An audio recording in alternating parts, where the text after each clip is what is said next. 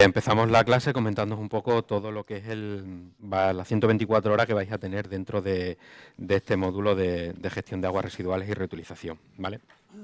Empezaremos por un primer bloque, que es el que voy a impartiros yo, que es el de problemática de la contaminación del medio hídrico, que veremos el estado actual de la situación de la depuración de aguas residuales en España, por qué se da, o por qué es necesario depurar las aguas residuales de las grandes aglomeraciones urbanas, ¿vale?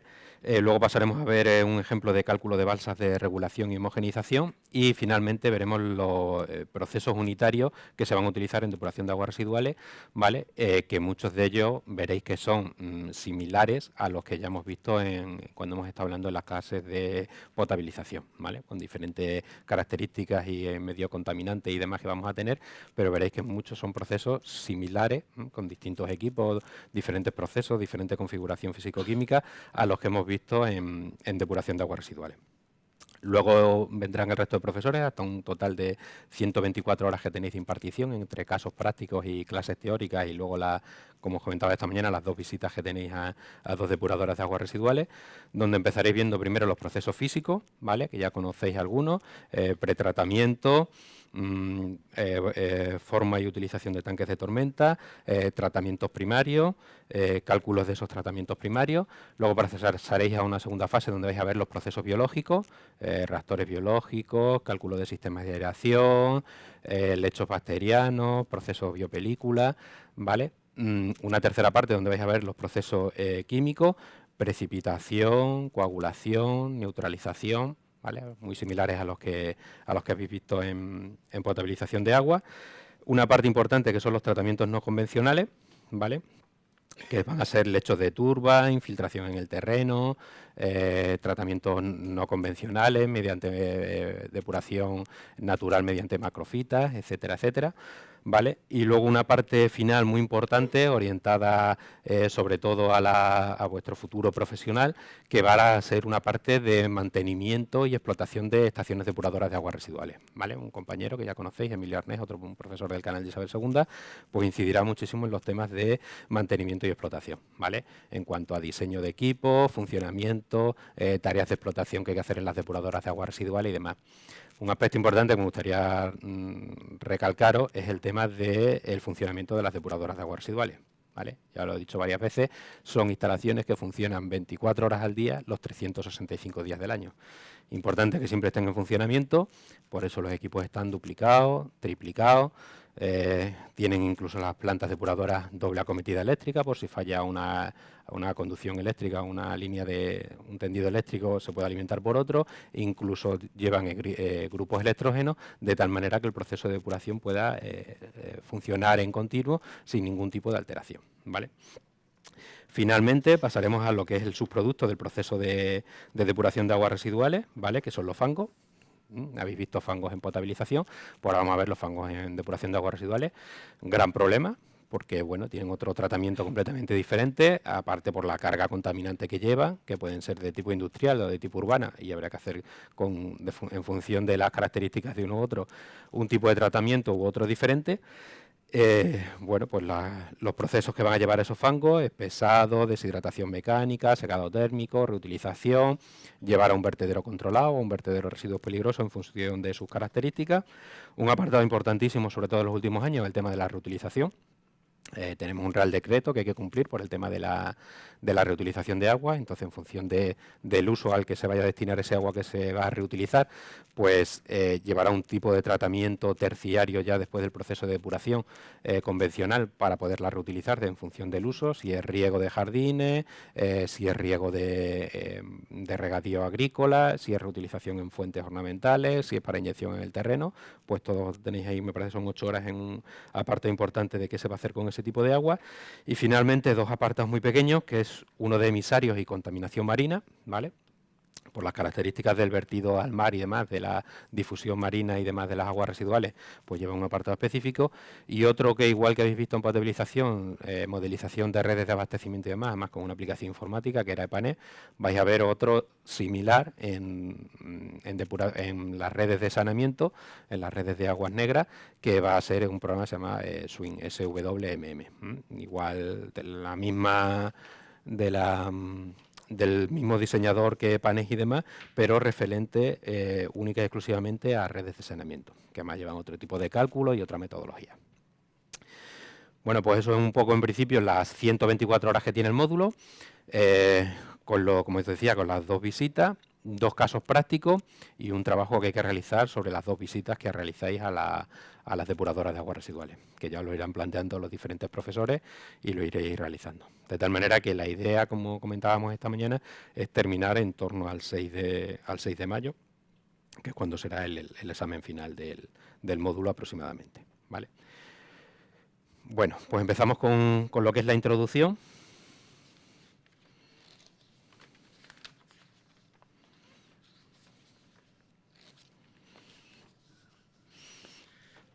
Las 8 horas primeras que vais a ver conmigo, que es problemática por la contaminación del medio hídrico. Está dividida en 4 partes. Una primera introducción de 2 horas, que es lo que vamos a ver ahora, sobre la situación actual de la depuración de aguas residuales en España y sobre la autodepuración natural que se pueden realizar en ríos y embalses. Una segunda parte sobre caracterización de los contaminantes, cómo podemos evaluar y qué es lo que realmente contamina nuestros ríos y nuestros embalses en función de los tipos de vertidos urbanos y industriales. Un apartado de regulación y homogenización y un compendio final al final de procesos y operaciones unitarias que se utilizan en depuración de aguas residuales, tanto urbanas como industriales, que es una introducción a todos los apartados que vais a ir viendo a lo largo de estas 124 horas con el resto de profesores. Bueno, pues empezamos con el primero. En primer lugar, una definición que depende muchísimo del tipo de autor y demás, pero a mí me parece la más normal en cuál es la calidad de un agua, qué definimos por calidad de un agua. Entonces, para mí está caracterizada por la composición físico, química y biológica. ¿Cómo podemos decir que un agua está contaminada? Pues cuando las características físico-químicas y biológicas que tiene el agua natural se ven perturbadas o se ven modificadas bien por la acción propia de la naturaleza o bien por la acción humana, ¿vale? El agua se puede contaminar no solamente por vertidos de aguas residuales. Una tormenta importante, una catástrofe natural, un incendio, o un episodio de vulcanismo, etcétera, etcétera, pueden provocar contaminación de las aguas. Se modifica su estado natural y provocan contaminación, ¿vale? ¿Qué implica la contaminación del agua? Pues fundamentalmente la contaminación del medio hídrico implica la posterior reutilización que queremos hacer de ese agua o el uso posterior, pues para abastecimiento, para riego, para hacer cualquier cosa que podáis pensar que utilizamos ahora mismo el agua en cualquier apartado, pues deja de poderse utilizar. Entonces, cualquier vertido, cualquier incidencia que se produzca en el medio receptor que provoque que ese agua no se pueda reutilizar para posteriores usos, implica una contaminación de la misma. ¿Por qué se contamina el agua? O fundamentalmente en los últimos años, ¿por qué se está contaminando el agua? Como os decía, creo que en una de las primeras clases de más veíamos, la depuración de aguas residuales en España es relativamente moderna.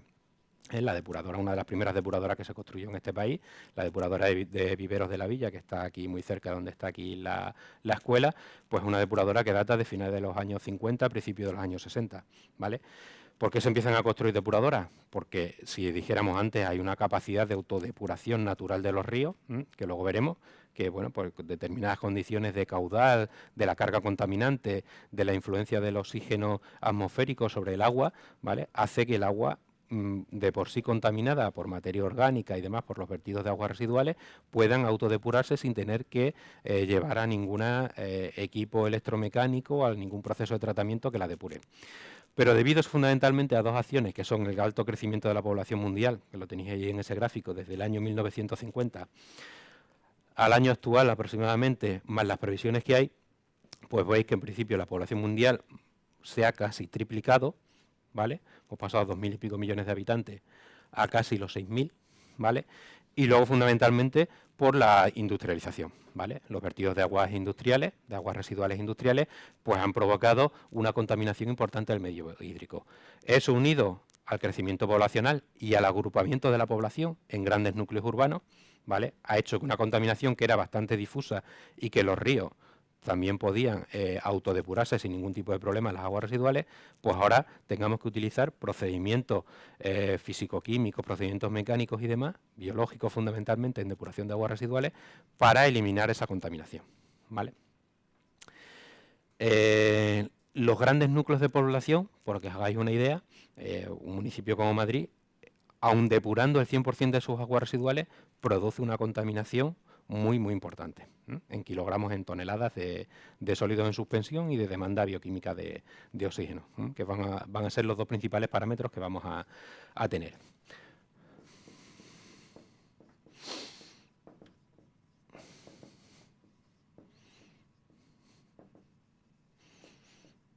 ¿Vale? Por ejemplo, 6,5 millones de habitantes.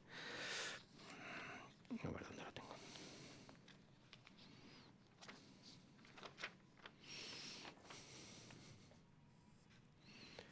Con una carga de sólido en suspensión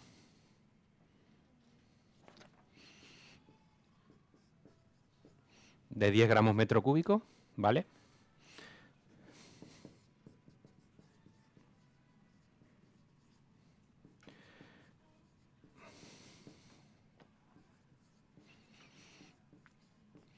Y una carga de DBO5 de 20 gramos metro cúbico, ¿vale? Pues con una dotación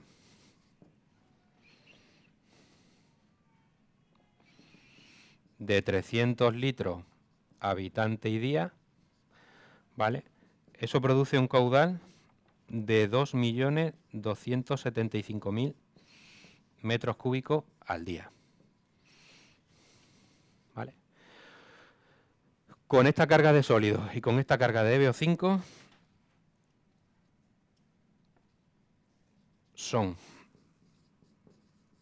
de demanda bioquímica de oxígeno a los 5 días 45.500 kilogramos día de DBO5 y de sólidos en suspensión 22.750 kilogramos día, para que os hagáis una idea, ¿vale? Un camión de materia orgánica que hemos sacado del agua, 2 camiones enteros de DBO5, de demanda bioquímica de oxígeno a los 5 días. Una población de 6,5 millones de habitantes, que es, bueno, pues parte de la que tiene la Comunidad de Madrid, Ciudad Real, la parte alta de la cuenca alta del Tajo, que es uno de los ríos el río más largo que tenemos en nuestra península. Sí. ¿Eso de los 10 gramos metro cúbico? Es eso de agua depurada. ¿Es en el agua depurada? En el agua depurada. Agua depurada. Depurado. ¿Vale? Una población,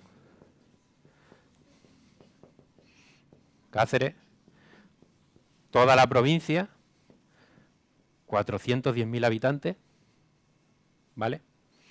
Sin depurar,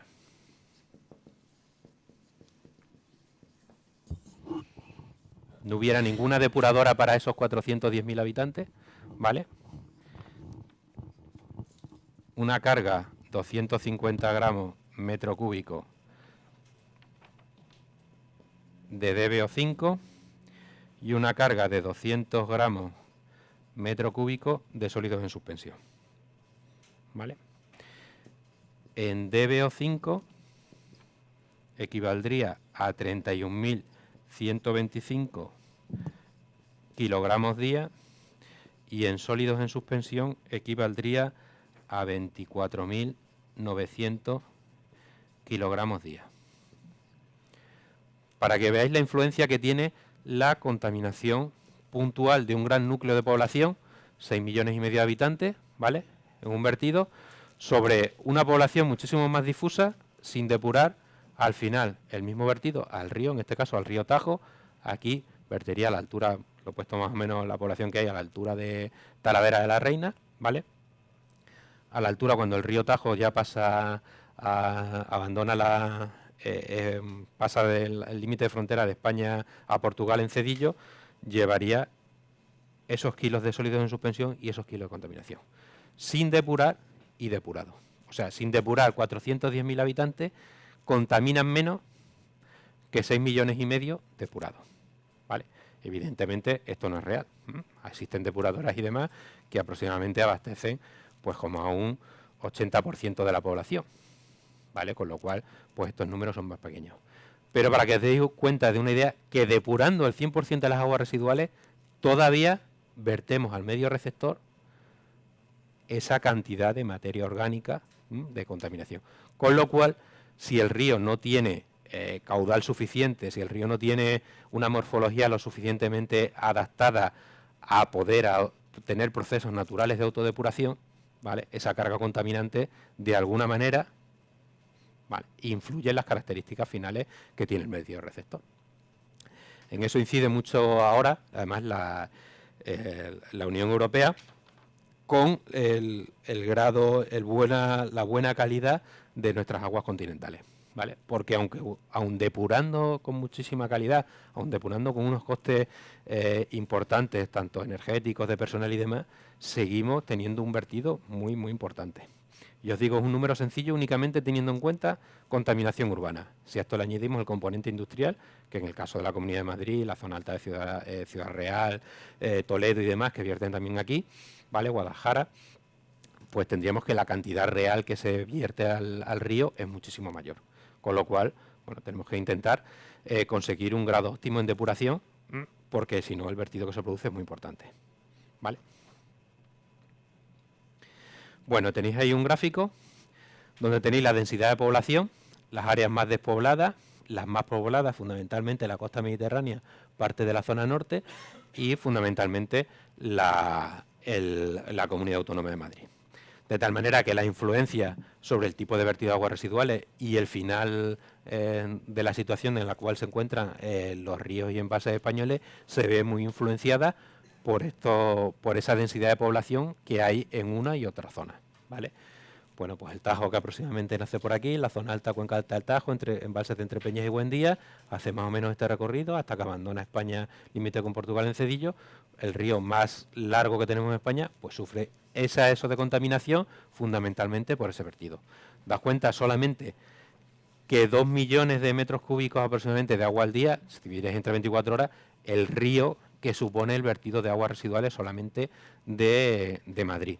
Más luego añadirle, bueno, por todos los embalses y demás, la diferente morfología que tiene el río, para que el medio hídrico pues se vaya contaminando a razón de 45 toneladas diarias, ¿vale?, que se vierten en el medio receptor, ¿vale? Eso abunda pues en el que se puedan producir problemas de eutrofización en los embalses, porque bueno, el río Tajo, por ejemplo, en este caso del que estamos hablando, pues no tiene una dinámica de río, no tiene una morfología de río, está completamente embalsado, ¿vale?, desde Navalcán, Valdecañas, Torrejón Tajo, Alcántara, Cedillo, con lo cual no tiene un régimen natural de avenidas, de crecidas, de periodos de estiaje, con lo cual realmente cada pequeño o cada gran embalse que se encuentra en su recorrido, pues viene a suponer una pequeña depuradora, un sitio donde se decantan la materia que va en suspensión, los sólidos y demás, donde decantan y se producen pues fenómenos que se producen en los embalses que hemos visto en el módulo de aguas potables, de eutrofización, de dinámica del embalse, de cambios en función de la meteorología, el viento, cambios que se producen en función de la época del año, el periodo de mezcla, el epilinio, la termoclina, ¿vale? De acuerdo. Bueno, como os comentaba inicialmente, no solamente se puede contaminar el medio hídrico por aguas residuales urbanas o aguas residuales industriales, sino por fenómenos meteorológicos, tormentas, catástrofes naturales, arrastres provocados por lluvias, disoluciones de materiales por los cuales atraviese el río que estemos viendo, la propia vida natural, introducción de especies que no sean autóctonas, ¿vale?, etcétera, etcétera, ya contaminan también el propio cauce receptor. Los núcleos de población, agua sanitaria, agua proveniente de los servicios, ¿vale?, la industria y la ganadería, en este caso la contaminación puntual, única y exclusivamente la ganadería que esté estabulada, ¿vale? La contaminación de ganadería no estabulada es una contaminación difusa y normalmente no suele provocar, salvo grandes explotaciones agrícolas que viertan en un punto de eso, es una contaminación de tipo difuso que no tiene una incidencia, salvo en grandes explotaciones ganaderas, que ahora mismo no es el caso. En la industria, ¿cuáles son las más importantes? Pues las aguas de proceso, ¿vale? El transporte de materiales, pues por ejemplo en la industria de la minería, que se utilizaba el agua como vehículo de transporte de materiales, ¿vale?, pues quedaban contaminadas por los sólidos que quedaban retenidos o que se disolvían en la propia eso. Las aguas de limpieza, Hasta hace unos años en los mataderos era habitual que se utilizara el agua como método de limpieza de los restos y demás. Hoy en día la limpieza, por ejemplo, que tengan los mataderos desde hace 10-15 años ya se realiza en seco, mediante aspiradoras, de tal manera que la contaminación que se provocan todas las industrias de derivados de carne y demás, pues son muchísimo menores debido a esa limpieza en seco. Tenemos que entender todos que el agua no es únicamente un vehículo para disolver o para transportar una serie de sustancias, sino que el agua, el mejor método de depuración de las aguas residuales es no contaminar las aguas. En la industria ya se está haciendo, cada vez con mayor profusión, puesto que además conlleva en la mayoría de los casos un ahorro económico muy importante. Entre pagar por depurar un agua muy contaminada e intentar no contaminar ese agua, muchísimas veces la relación es que es mucho más rentable no contaminar el agua que luego depurarlo una vez que se ha contaminado. Y eso pasa en la mayor parte de la industria. Y luego la más importante es el tema de la refrigeración. En el caso que estamos comentando del río Tajo, bueno, pues ya os lo he comentado, el embalse de Arrocampo, que es un afluente del Tajo por la margen derecha, es un embalse de refrigeración de los dos reactores nucleares de la central nuclear de Almará, que además vierten pues, con una determinada cantidad de temperatura y demás del proceso de refrigeración del núcleo del reactor nuclear, ¿vale? Bueno, en cuanto a las explotaciones ganaderas de origen difuso, pues ganadería en libertad, en agricultura los abonos, fitosanitarios y demás, que bueno, pues debido a mayor aumento de la productividad de las explotaciones agrícolas, pues cada vez se utilizan con mayor profusión, tanto los fitosanitarios, herbicidas, pesticidas y demás, como los abonos, ¿vale? El tema de la minería, que desgraciadamente pues cada vez hay menos, y bueno, un apartado de otros, pues otra serie de contaminaciones, pues bueno, de urbanizaciones, etcétera, etcétera, que puedan utilizarse. En el tema de la agricultura y el material fitosanitario, sobre todo cuando las aguas vierten en embalses que luego se utilizan para abastecimiento, es un aspecto importantísimo.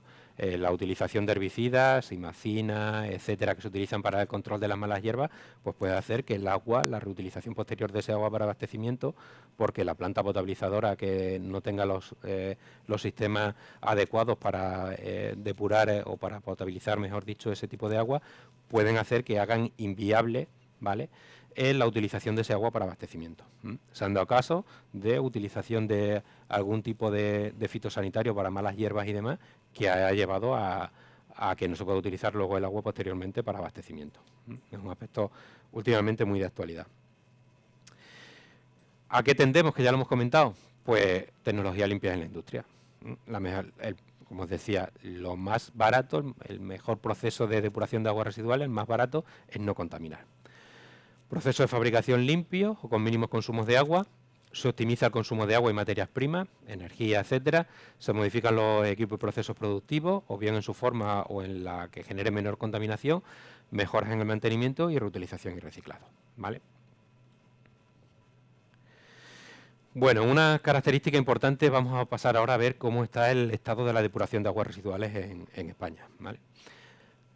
Ya os adelanto que ahora mismo tenemos en marcha dos procesos sancionadores por parte de la Unión Europea, ¿vale? Y un tercero dos ya con sentencia en firme, que tenemos que empezar a abonar la multa por no depurar correctamente las aguas residuales, más un tercer proceso sancionador que está en proceso de tramitación administrativa que nos ha impuesto la Unión Europea por no cumplir con los requisitos de la Directiva 91/271, ¿vale? Lo voy a poner aquí, que es la normativa que regula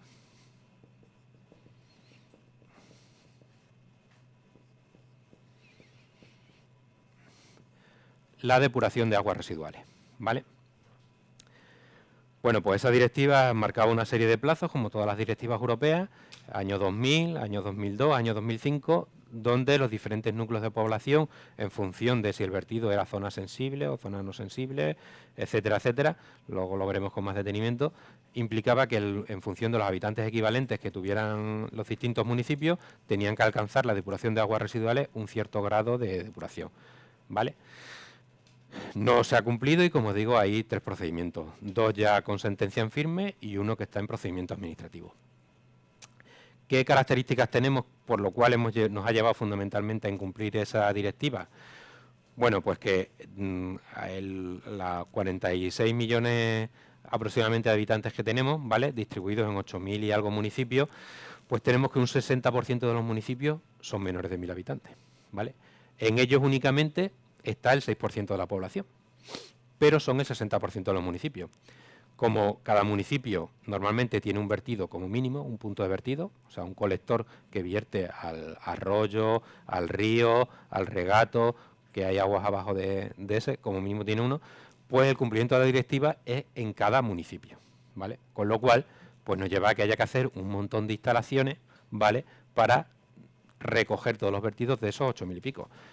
Realmente luego hay más vertidos, porque puede haber urbanizaciones que no pertenezcan al municipio, etcétera, etcétera, casas que haya dispersas, otra serie de núcleos poblacionales que no tengan la consideración de municipio. Pero en cuanto a municipio, el 60%. Luego, entre 1.000 y 10.000, que la normativa nos marca hasta los 10.000 habitantes, ¿vale?, está el 34,6% de los municipios, con lo cual si sumáis fácilmente el 95% aproximadamente de los municipios, ¿vale?, en los que solamente hay el 33% de la población son menores de 10.000 habitantes. Pero si hacemos 94,6, 95% por 8.000 y algo municipios que hay en todo eso, pues resulta que son 7.000 y pico municipios en los cuales, ¿vale?, teóricamente tienen que tener una instalación de depuración de aguas residuales, ¿vale? O si está muy cercano, siempre podemos combinar dos instalaciones. En cambio, el 64% de la población, 29 más 36, ¿vale?, están en el 5,4% de los municipios, no llega ni al 6%, ¿vale? ¿Qué quiere decir eso?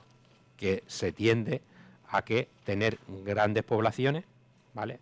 El mundo rural se está despoblando, aunque existe todavía mucho número de municipios, pero tiene mucha menos población que las grandes aglomeraciones urbanas, ¿vale? Entre 10.000 y 100.000 habitantes, fundamentalmente el 5% de municipios, pero casi el 30% de la población. De 10.000 habitantes hasta arriba, ya os digo, tenemos el 65% aproximadamente de la población, ¿vale? Pues eso ha llevado a que habría que hacer muchísimas instalaciones. Bueno, tienen un coste determinado que hay que asumir. Además, la directiva marco de agua reclama que viene recogido que la depuración de aguas residuales pues tiene que ser todo lo que es el ciclo integral del agua, tiene que venir recogido en tarifa, tienen que ser esas tarifas, tienen que llevar a la propia autonomía de la gestión del agua, tienen que compensar completamente, recoger todos los costes de explotación, mantenimiento e inversión de las instalaciones, y bueno, pues lleva un proceso complejo para poder realizar esas instalaciones. Como os decía, pues bueno, las instalaciones de depuración, pues desde las depuradoras de aguas residuales, pues algunas depuradoras grandes, como hemos visto algún vídeo en el módulo de aguas potables.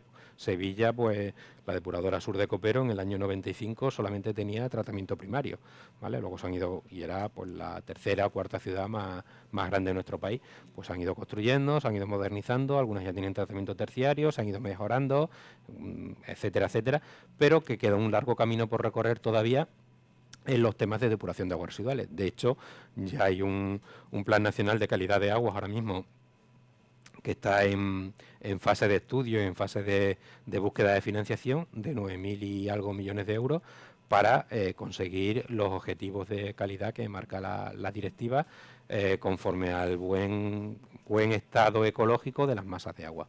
Eso va a llevar a un gran esfuerzo de inversión, por supuesto, y a instalar o a ejecutar un gran número de obras para poder alcanzar al 100% de los municipios, ¿vale? En cuanto a población, ahora veremos los datos, en cuanto a habitantes equivalentes tenemos un porcentaje de depuración bastante alto, 80 y tantos %, no estamos tan mal con respecto al resto de países de la Unión Europea, pero nos faltan un montón de instalaciones porque tenemos núcleos de población muy pequeños, ¿vale? Bueno, normativa de depuración. Como os digo, la directiva 91/271 de la antigua Comunidad Económica Europea, la Unión Europea, sobre tratamientos de aguas residuales, que se modificó en el 98, ¿vale?, con unos cambios en el anexo 1 relativos a eliminación de nitrógeno y fósforo fundamentalmente, y la transposición al ordenamiento jurídico español. En el caso de la Directiva 91/271, en el Real Decreto Ley 1195, de normas aplicables al tratamiento de las aguas residuales urbanas, ¿vale? Y que se desarrolló en el Real Decreto 509/96, ¿vale? Luego la modificación de la directiva se hizo por el Real Decreto 2116 del año 98, en el cual se transpuso esa modificación. Lo más importante, directiva del año 91, Real Decreto 1195, ¿vale?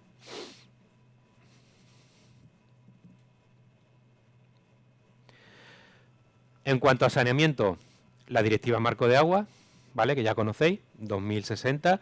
Su transposición al ordenamiento jurídico es la Ley 62 del año 2003, que se modificó cuando se hizo el texto refundido de la Ley de Agua del año 85, que se modificó en el año 2001, y venía de la Ley 2985, que era la Ley de Agua, ¿vale? Se modificó cuando la modificación del texto refundido de la Ley de Agua. Pues en cuanto a todo el tema del dominio público hidráulico, reglamentación, responsabilidades y demás.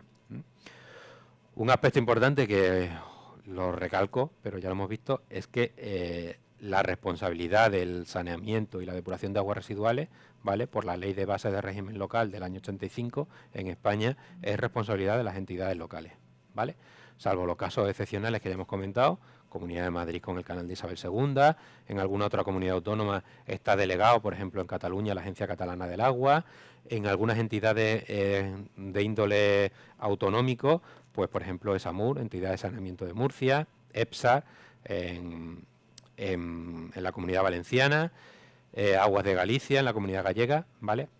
Normalmente en el saneamiento, cuando los núcleos de población son pequeños, están dispersos y demás, suele haber una entidad supramunicipal, en este caso, en la mayoría de los casos, autonómica, que aglutina, ¿vale?, los diferentes,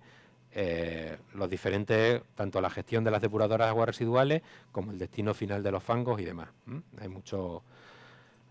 Ahí está bastante más extendido el tema de la gestión supramunicipal a nivel autonómico que en el tema del abastecimiento, ¿vale? Cada comunidad autónoma suele tener además una ley de saneamiento de aguas residuales.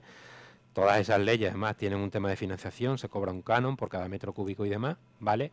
Y suele haber una entidad de nivel con rango de empresa pública autonómica o servicio autonómico que recauda el canon y además gestiona la explotación de las depuradoras de aguas residuales. Normalmente esa gestión suele ser indirecta, bien mediante concesionarios. Yo no conozco ningún caso donde sea una gestión directa mediante empleados públicos, ¿vale? Suelen subcontratar a empresas de explotación y mantenimiento y esa gestión se lleva de manera indirecta, pero recaudando la propia entidad pública lo que son los cánones de saneamiento y el coste del metro cúbico de agua depurada, ¿vale? ¿Cómo se mide el agua depurada? Pues por el agua de abastecimiento, ¿vale? El agua que pasa por el contador, pues al final es la factura que nos viene por agua de abastecimiento y por agua de depuración de aguas residuales. Como os he puesto ahí, que hay dos legislaciones, distingamos una cosa de lo que es la depuración de aguas residuales, ¿vale?, el funcionamiento, control y explotación de la propia depuradora, de lo que es el saneamiento, que también es importante. O sea, dentro del saneamiento se engloban muchísimas cosas que iremos viendo a lo largo de esta tarde y de mañana, pues que es el funcionamiento de las redes de alcantarillado y todo lo que va conectado a las redes de alcantarillado, acometidas, cámaras de descarga, pozos de limpieza, tanques de tormenta, rejas de control, otros elementos y demás, que forman parte del saneamiento, pero no de la depuradora de aguas residuales en sí. Van unidos dentro de lo que llamamos completamente el ciclo integral del agua, pero suelen haber hasta a nivel tarifario dos conceptos diferentes, ¿vale? Lo que es saneamiento, que suele englobar los costes de mantenimiento y explotación de las redes de saneamiento y alcantarillado, y la depuración de aguas residuales, que engloba el coste de depurar el metro cúbico de agua residual, ¿vale? Bueno, en cuanto al cumplimiento, este dato me parece que era del año 2010, no, del 2013, vale, lo tenía aquí. La carga total en habitantes equivalentes a nivel español son 68.531.988 habitantes equivalentes, ¿vale? Se define como habitante equivalente. ¿Dónde tengo para borrar?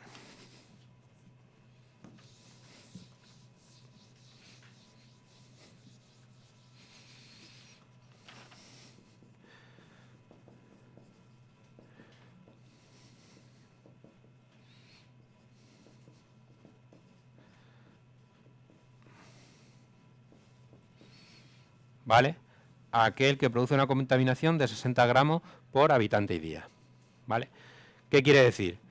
Que la forma de medir en habitantes equivalentes nos da una idea, comparado con el número de habitantes, del grado de contaminación industrial que tiene nuestro agua residual, ¿vale? O si fueran solamente aguas residuales urbanas, pues bueno, por los diferentes motivos que puedan ser, las aguas residuales que tengan mayor contaminación, porque los vertidos que se producen pues son de mayor carga contaminante por una serie de características, ¿vale? Por ejemplo, las aglomeraciones urbanas de mayor población suelen tener una mayor carga contaminante que las poblaciones diseminadas. Pues porque puede haber, por ejemplo, en las zonas de alta montaña, fuentes de abastecimiento, fuentes de agua potable que estén conectadas directamente al saneamiento. Eso provoca un efecto de dilución, ¿vale? Y provoca que la carga por habitante equivalente sea menor. Estamos hablando de que la carga entrante pues sean 200, 250 miligramos litro, o 60 o 70, incluso 125, ¿vale? Bueno, pues la carga contaminante en el año 2013 era de 68.531.000 habitantes equivalentes, con una población aproximada de 46 millones de habitantes, ¿vale? Con lo cual veis que multiplicábamos por casi un 40% más, un 50%, perdón, la carga que eso la población. Pues cumplía, tenía características de conforme el 83,76%, ¿vale? Con lo cual tenemos un grado de cumplimiento lo suficientemente alto con respecto a lo que es el total de la depuración. Y únicamente no conforme estaba el 16,24%, ¿vale? Yo os digo que eso es fundamentalmente debido a la gran cantidad de municipios que tenemos con muy pequeña población y en el cual pues todavía no ha habido la financiación suficiente para poder llegar a la construcción de todas las instalaciones de depuración que son necesarias. Pero si lo veis, 57 millones de habitantes equivalentes depurados frente a 11.129.000, con lo cual el grado de cumplimiento, pues cercano al 85%, es bastante elevado con respecto a la situación que vais a ver que tenemos a nivel europeo. Sí. Es de contaminación, normalmente se suele medir por sólido en suspensión. Sí, no te dice directamente cuál, pero en teoría es de sólido, ¿vale? 60 gramos habitante y día, no te es de carga contaminante, ¿vale? Esa es su definición real. Bueno, un gráfico a nivel europeo de la población conectada a sistemas de colectores, ¿vale? En color azul veis los que tienen el 100%, entre el 90 y el 100% de la población conectados a sistemas de colectores. Bueno, veis que en España cumplimos ampliamente la existencia de redes de saneamiento lo suficientemente, con la suficiente cantidad y demás. Toda la población está conectada, o casi toda la población, ya os digo, entre el 90 y el 100%, a redes de colectores. O sea, tenemos redes de colectores que evacúan las aguas residuales, las aguas negras, fuera de los núcleos de población, ¿vale? Bueno, Inglaterra, Francia, Alemania, pero veis, sobre todo los últimos países en los que se han incorporado, pues donde tienen grado de cumplimiento del 20%, ¿vale? E inferiores incluso al 20%. Cuanto mayor población rural haya, municipios de menor tamaño, más diseminados, es más difícil pues conseguir agrupar, ¿vale?, todos los vertidos. Y además entender una cosa muy importante: las redes de saneamiento van por gravedad, no funcionan a presión, con lo cual tienen que ir adaptándose al terreno, y en función del tipo de terreno que sea tienen que ir a una diferente profundidad, porque en la mayoría de los casos se intenta evitar pues que haya bombeos y demás, aunque puede haberlo en las redes de saneamiento, y entonces son infraestructuras que, frente a una tubería de agua potable que va enterrada a 1 metro porque va en presión y siempre va a esa profundidad y no hay ningún tipo de problema en cuanto a terreno, a tener que ir más profundo, con mayor pendiente o con menor pendiente, a efectos de los canales que habéis visto de transporte de grandes caudales de agua potable, pues las tuberías de saneamiento tienen que seguir la pendiente natural y cumplir una serie de requisitos, con lo cual pues son más costosas en la mayoría de los casos que las redes de abastecimiento. Por eso su grado de cumplimiento en algunos aspectos es bastante menor, ¿vale? Bueno, aquí empezamos ya con el cumplimiento de la directiva. Y ya vemos pues que algunos países ya empiezan a tener problemas, con cumplimientos por debajo del 40%, ¿vale? Eso es el tratamiento secundario, poblaciones de más de 10.000 habitantes equivalentes que tengan tratamiento secundario. Nosotros, como veis, cumplimos. Puede ser que haya algún que no se llega a ver en el gráfico, pero bueno, tenemos Italia que no cumple, Portugal, Irlanda, ¿vale? España se encuentra ahora mismo en un grado de cumplimiento óptimo como los primeros para los países de primera fila de nivel europeo, ¿vale?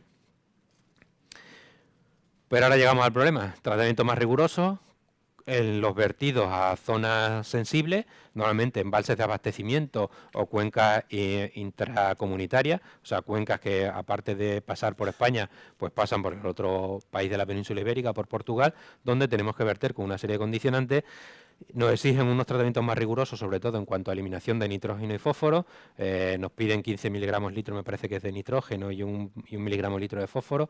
Y bueno, pues ahí tenemos un incumplimiento pues bastante importante, y por eso os decía de los 3 procedimientos que tenemos ahora mismo abiertos, ¿vale? Pues dependiendo del tipo ahí entra la peculiaridad de que en España sabes que tenemos una cantidad de embalses importante, porque los ríos que tenemos no son caudalosos y tenemos muchísima regulación. Entonces, tenemos declaradas muchísimas zonas sensibles, que por ejemplo Italia, por las características de los ríos que vienen alpinos y demás, que son muy caudalosos y que tienen aportaciones muchísimo más constantes que las nuestras, pues no tienen ese tipo de problemas. No tienen la regulación, los 1000 no sé cuántos embalses que tenemos en la península ibérica, ¿vale? Y entonces nosotros tenemos declarada más cantidad de zonas sensibles, con lo cual tenemos muchísimas más zonas donde el tratamiento tiene que ser más riguroso. Y de ahí viene el problema del grado de cumplimiento, ¿vale? Tenemos una declaración de zonas sensibles pues altísima, muy importante, y entonces pues tenemos muchos problemas para conseguir eliminar nitrógeno y fósforo, que es bastante más caro que un tratamiento convencional, tiene que ser un tratamiento más intensivo para poder cumplir con esas características, ¿vale? Bueno, los procedimientos de infracción los tenéis ahí, del año 2004, ¿vale? El 14 de abril del 2011, la sentencia del cumplimiento de los artículos de la directiva en aglomeraciones urbanas mayores de 15.000 habitantes equivalentes que vierten a zonas normales. La prioridad 1 es eliminarla por parte de la Administración, como os decía, por el Plan Nacional de Calidad de Agua, ¿vale? En el 2008, las de más de 10.000 habitantes equivalentes que vierten a zonas sensibles, que es lo que te comentaba de la declaración. Y luego, en noviembre del 2011, se inicia el proceso del incumplimiento de 912 aglomeraciones urbanas de entre 2.000 y 15.000 habitantes equivalentes que vierten a zonas normales. Estas dos me parece que son ya con sentencia, aunque aquí pone dictamen motivado, ya está en sentencia, ¿vale? Y esta ahora mismo está en procedimiento administrativo. La última eso que se recibió fue en el año 2012.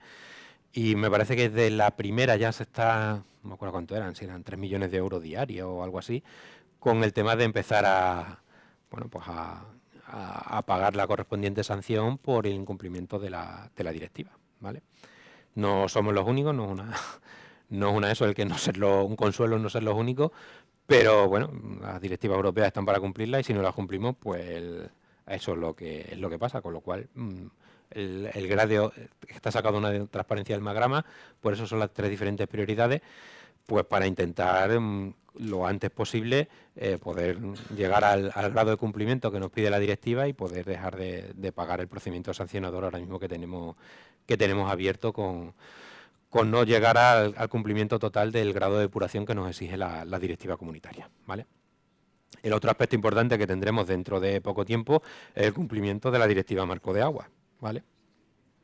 Que establece el buen estado ecológico de las aguas, los caudales ecológicos y demás, y que, bueno, pues debido a los episodios de baja precipitación que se están dando ahora, ¿vale? Pues también tenemos ahora mismo bastantes problemas para llegar a ese grado de cumplimiento.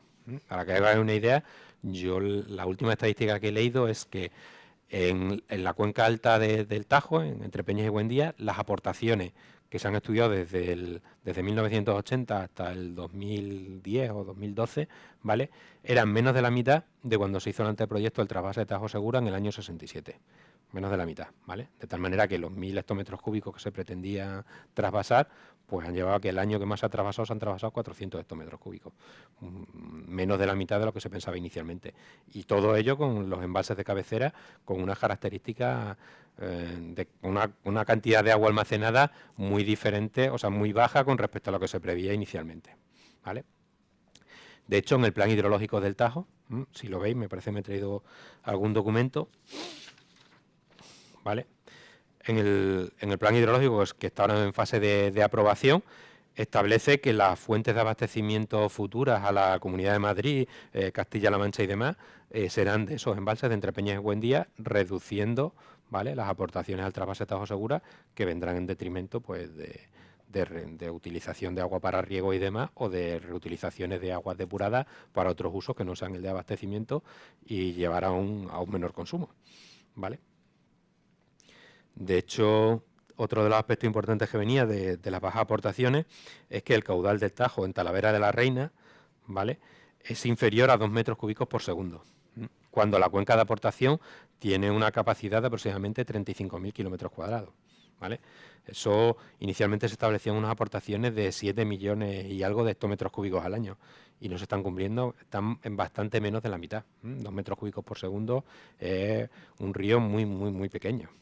De hecho, luego veremos alguna transparencia donde veis el río Tajo en el afluente por la margen derecha cuando sale de la Comunidad de Madrid antes de entrar en Toledo, y vamos a ver el río Tajo pues con una mancha azul, o sea, verdosa, azul, perdón, verde oscuro, muy pequeñita, y esto del río, la incorporación del río Jarama, ¿vale?, pues como 5 o 6 veces en superficie con respecto al agua que lleva el Tajo, ¿vale? O sea, realmente el río empieza a partir de ahí por el vertido que hemos visto antes de los 2 millones y pico de hectómetros cúbicos que vierte casi solo la Comunidad de Madrid eso. O sea, el río casi se inicia con el vertido de aguas residuales en épocas de fuertes estiajes, con el vertido de aguas residuales que se produce en la Comunidad de Madrid. De ahí la importancia pues de que el agua vaya completamente bien depurada y de las características de una y otra agua. Si el río Tajo viniera con una cantidad de agua lo suficientemente importante con respecto a la que se incorpora, pues la dilución, la autodepuración y demás haría que esas 45 toneladas diarias de DBO5 y 27 de sólido en suspensión se pudieran autodepurar de manera mucho más fácil que cuando hay épocas fuertes estiajes que realmente no tiene el río la capacidad propia de autodepuración. No hay manera de disolver ese agua o de diluirla con agua clarificada que tenga un montón de oxígeno y demás y que pueda oxidarse, ¿vale? Bueno, ¿qué efectos importantes tienen los vertidos? Bueno, el fundamental, y del que os acordaréis todos, es la propagación de las enfermedades transmisibles por vía hídrica, ¿vale? Hoy en día, en los países del tercer mundo, el 60, casi el 70% de la transmisión de enfermedades es por vía hídrica, y se considera que el 30% de las muertes que se producen es por enfermedades que se transmiten debido a la infección, a la contaminación que existe en las aguas residuales, ¿vale?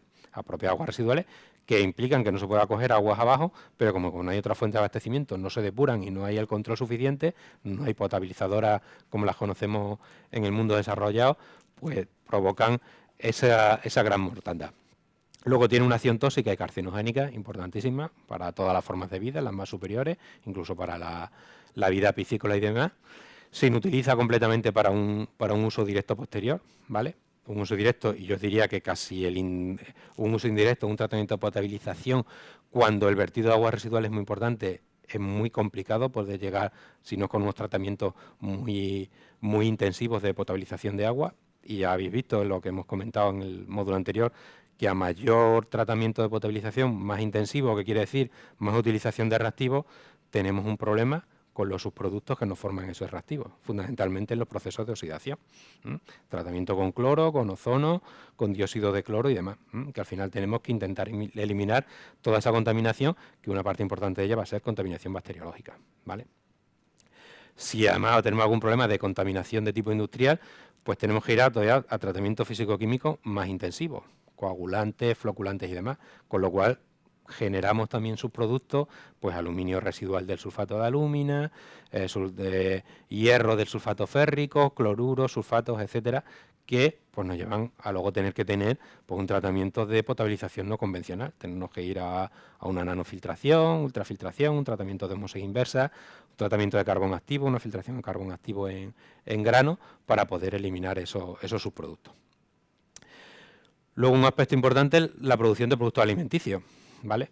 No es normal, aunque desgraciadamente se realiza, el utilizar aguas residuales para regar productos agrícolas.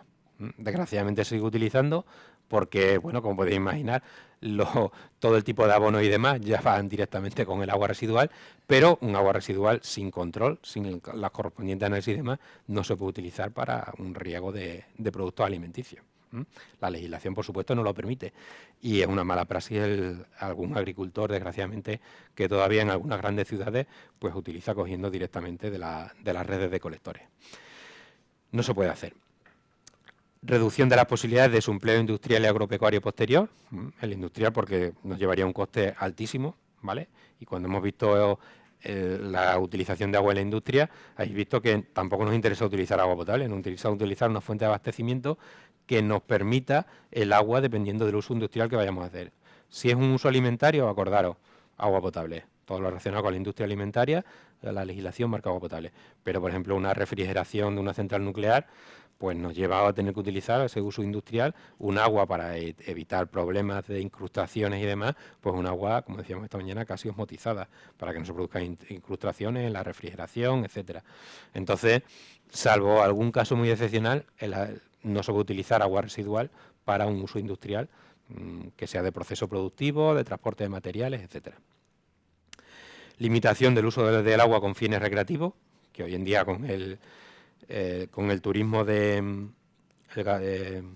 turismo de interior y demás, pues bueno, pues hay bastantes usos recreativos en embalses y demás. Pues un embalse con las aguas completamente contaminadas no se puede utilizar pues para velas, kitesurf, etcétera, que ahora están bastante de moda, pues imposibilita ese uso posterior y esa actividad económica que se puede llevar a cabo.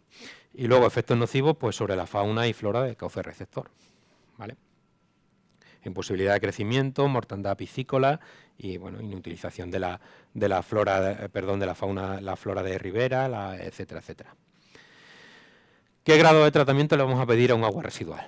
Bueno, en principio, el grado de tratamiento nos va a venir impuesto por la directiva, ¿vale? Vamos a tener que cumplir la directiva 91/271 y luego en función de si nuestro vertido es a zona sensible o a zona no sensible, ¿vale?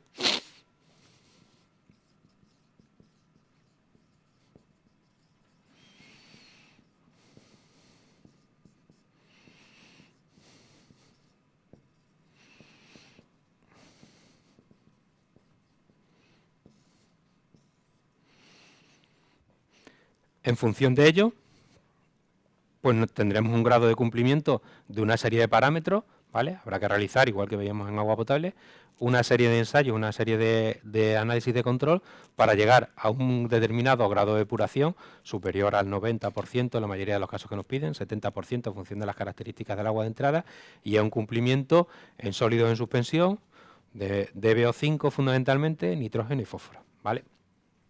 En las autorizaciones de vertido que expiden las confederaciones hidrográficas, en las cuales nos autorizan, ¿vale?, a que se pueda verter a los cauces receptores, pues vienen todos los parámetros que establece la reglamentación ahora mismo, el Real Decreto que habéis visto antes del año 95, pues pH, temperatura, conductividad, etcétera, etcétera, hemos contenido carbono orgánico total, etcétera, un montón de parámetros, me parece son 40 y algo, en los cuales se tienen que cumplir durante una serie te dan una serie de cogen muestras y te dan una serie de rendimientos en los cuales tienes que cumplir con esa serie de valores de vertido, ¿vale? De tal manera que tu agua residual, que viertas de una depuradora de aguas residuales o bien directamente desde un colector de saneamiento, tiene que cumplir esa serie de requisitos.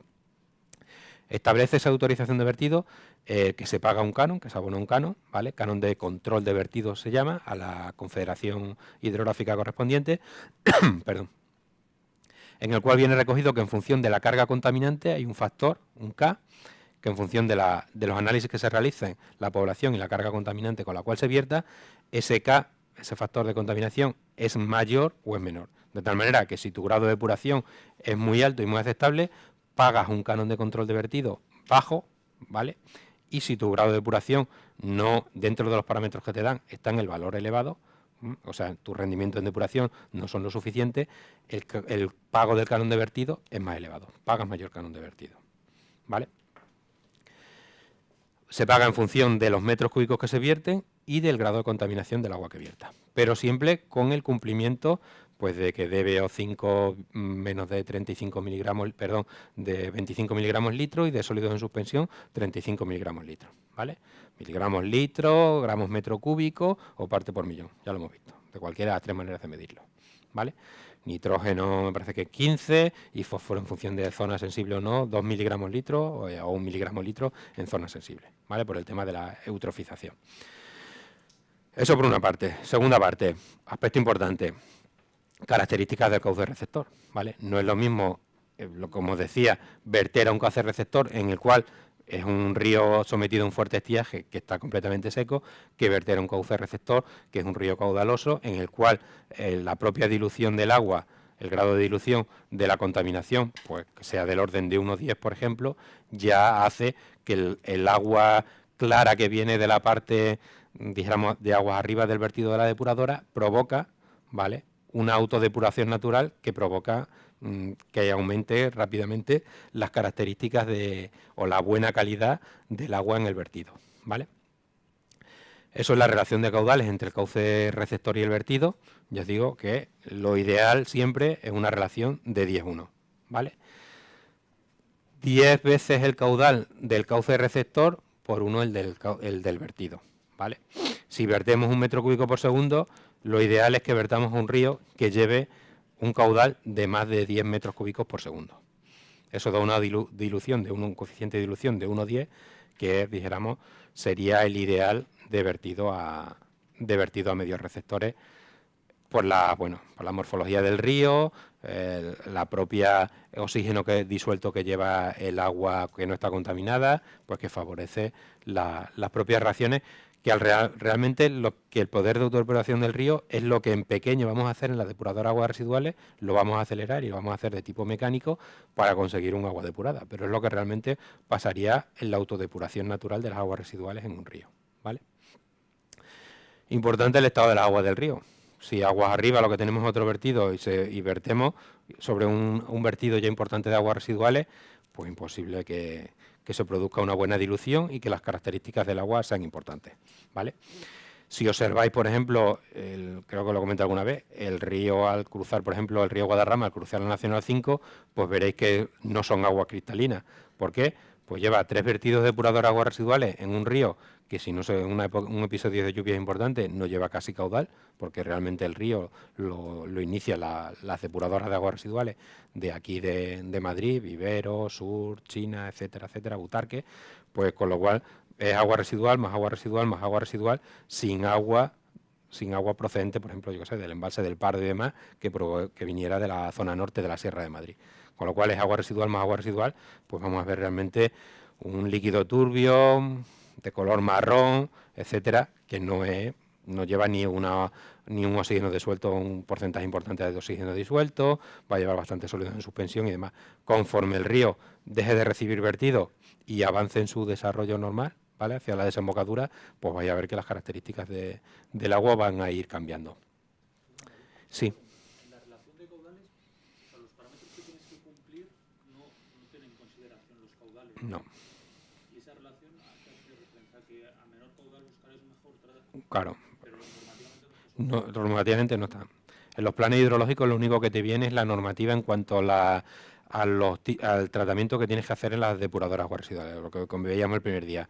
Que tiene que entrar en pretratamiento, que tiene que entrar en tratamiento biológico, que luego lo veremos, que tienen que transportar los colectores y que tiene que entrar a desbaste, ¿vale? Son los 4 parámetros fundamentales.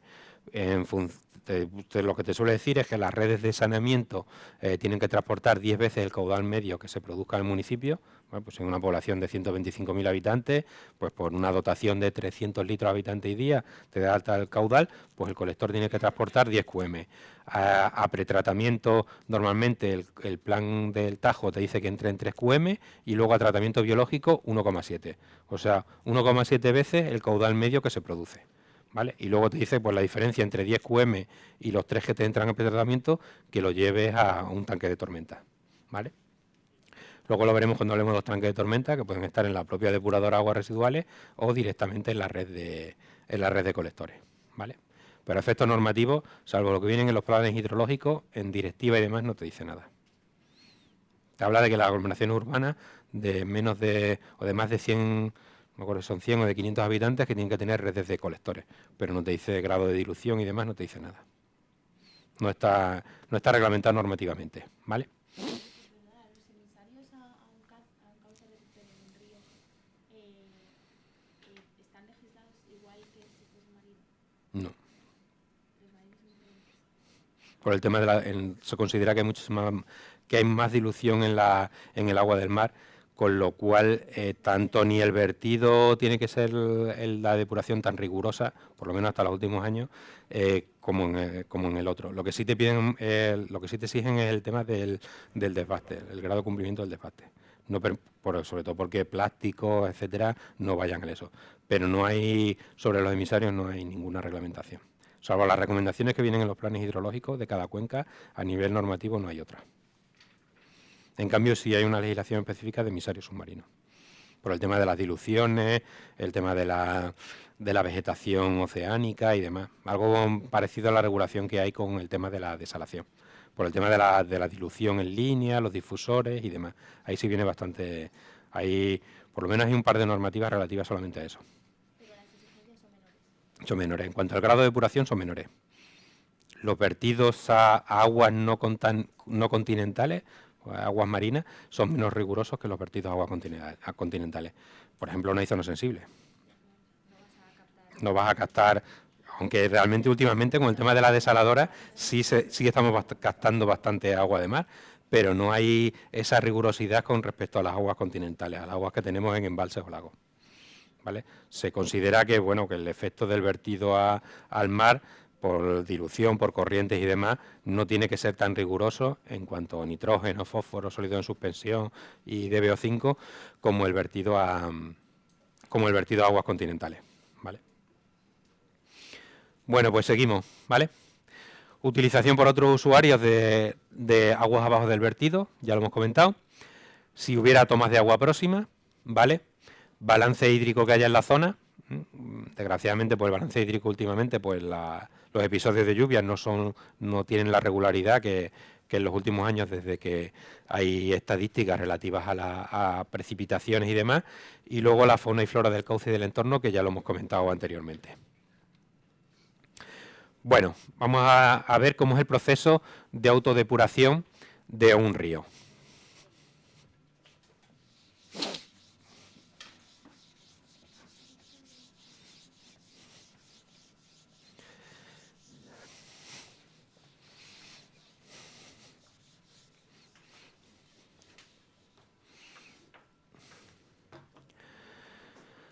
Bueno, el proceso de autodepuración, ¿vale?, es un conjunto de procesos físico-químicos y biológicos de la forma natural en la cual se produce la desaparición de los contaminantes y devuelven el agua a su equilibrio natural, ¿vale?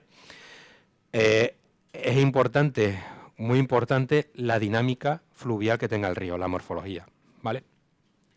¿Qué ocurre? Pues que en ríos donde se producen episodios de avenida, de sequía, ¿vale?, de expansión del río por aumento de las precipitaciones y demás, frente a los ríos que están regulados, ese proceso de autodepuración, ese proceso natural de depuración biológica de las aguas residuales, se ve acrecentado muchísimo más, se produce con mayor celeridad que en los ríos que se encuentran completamente embalsados, ¿vale? En los ríos que están completamente embalsados tenemos el problema de la eutrofización que se produce en los embalses.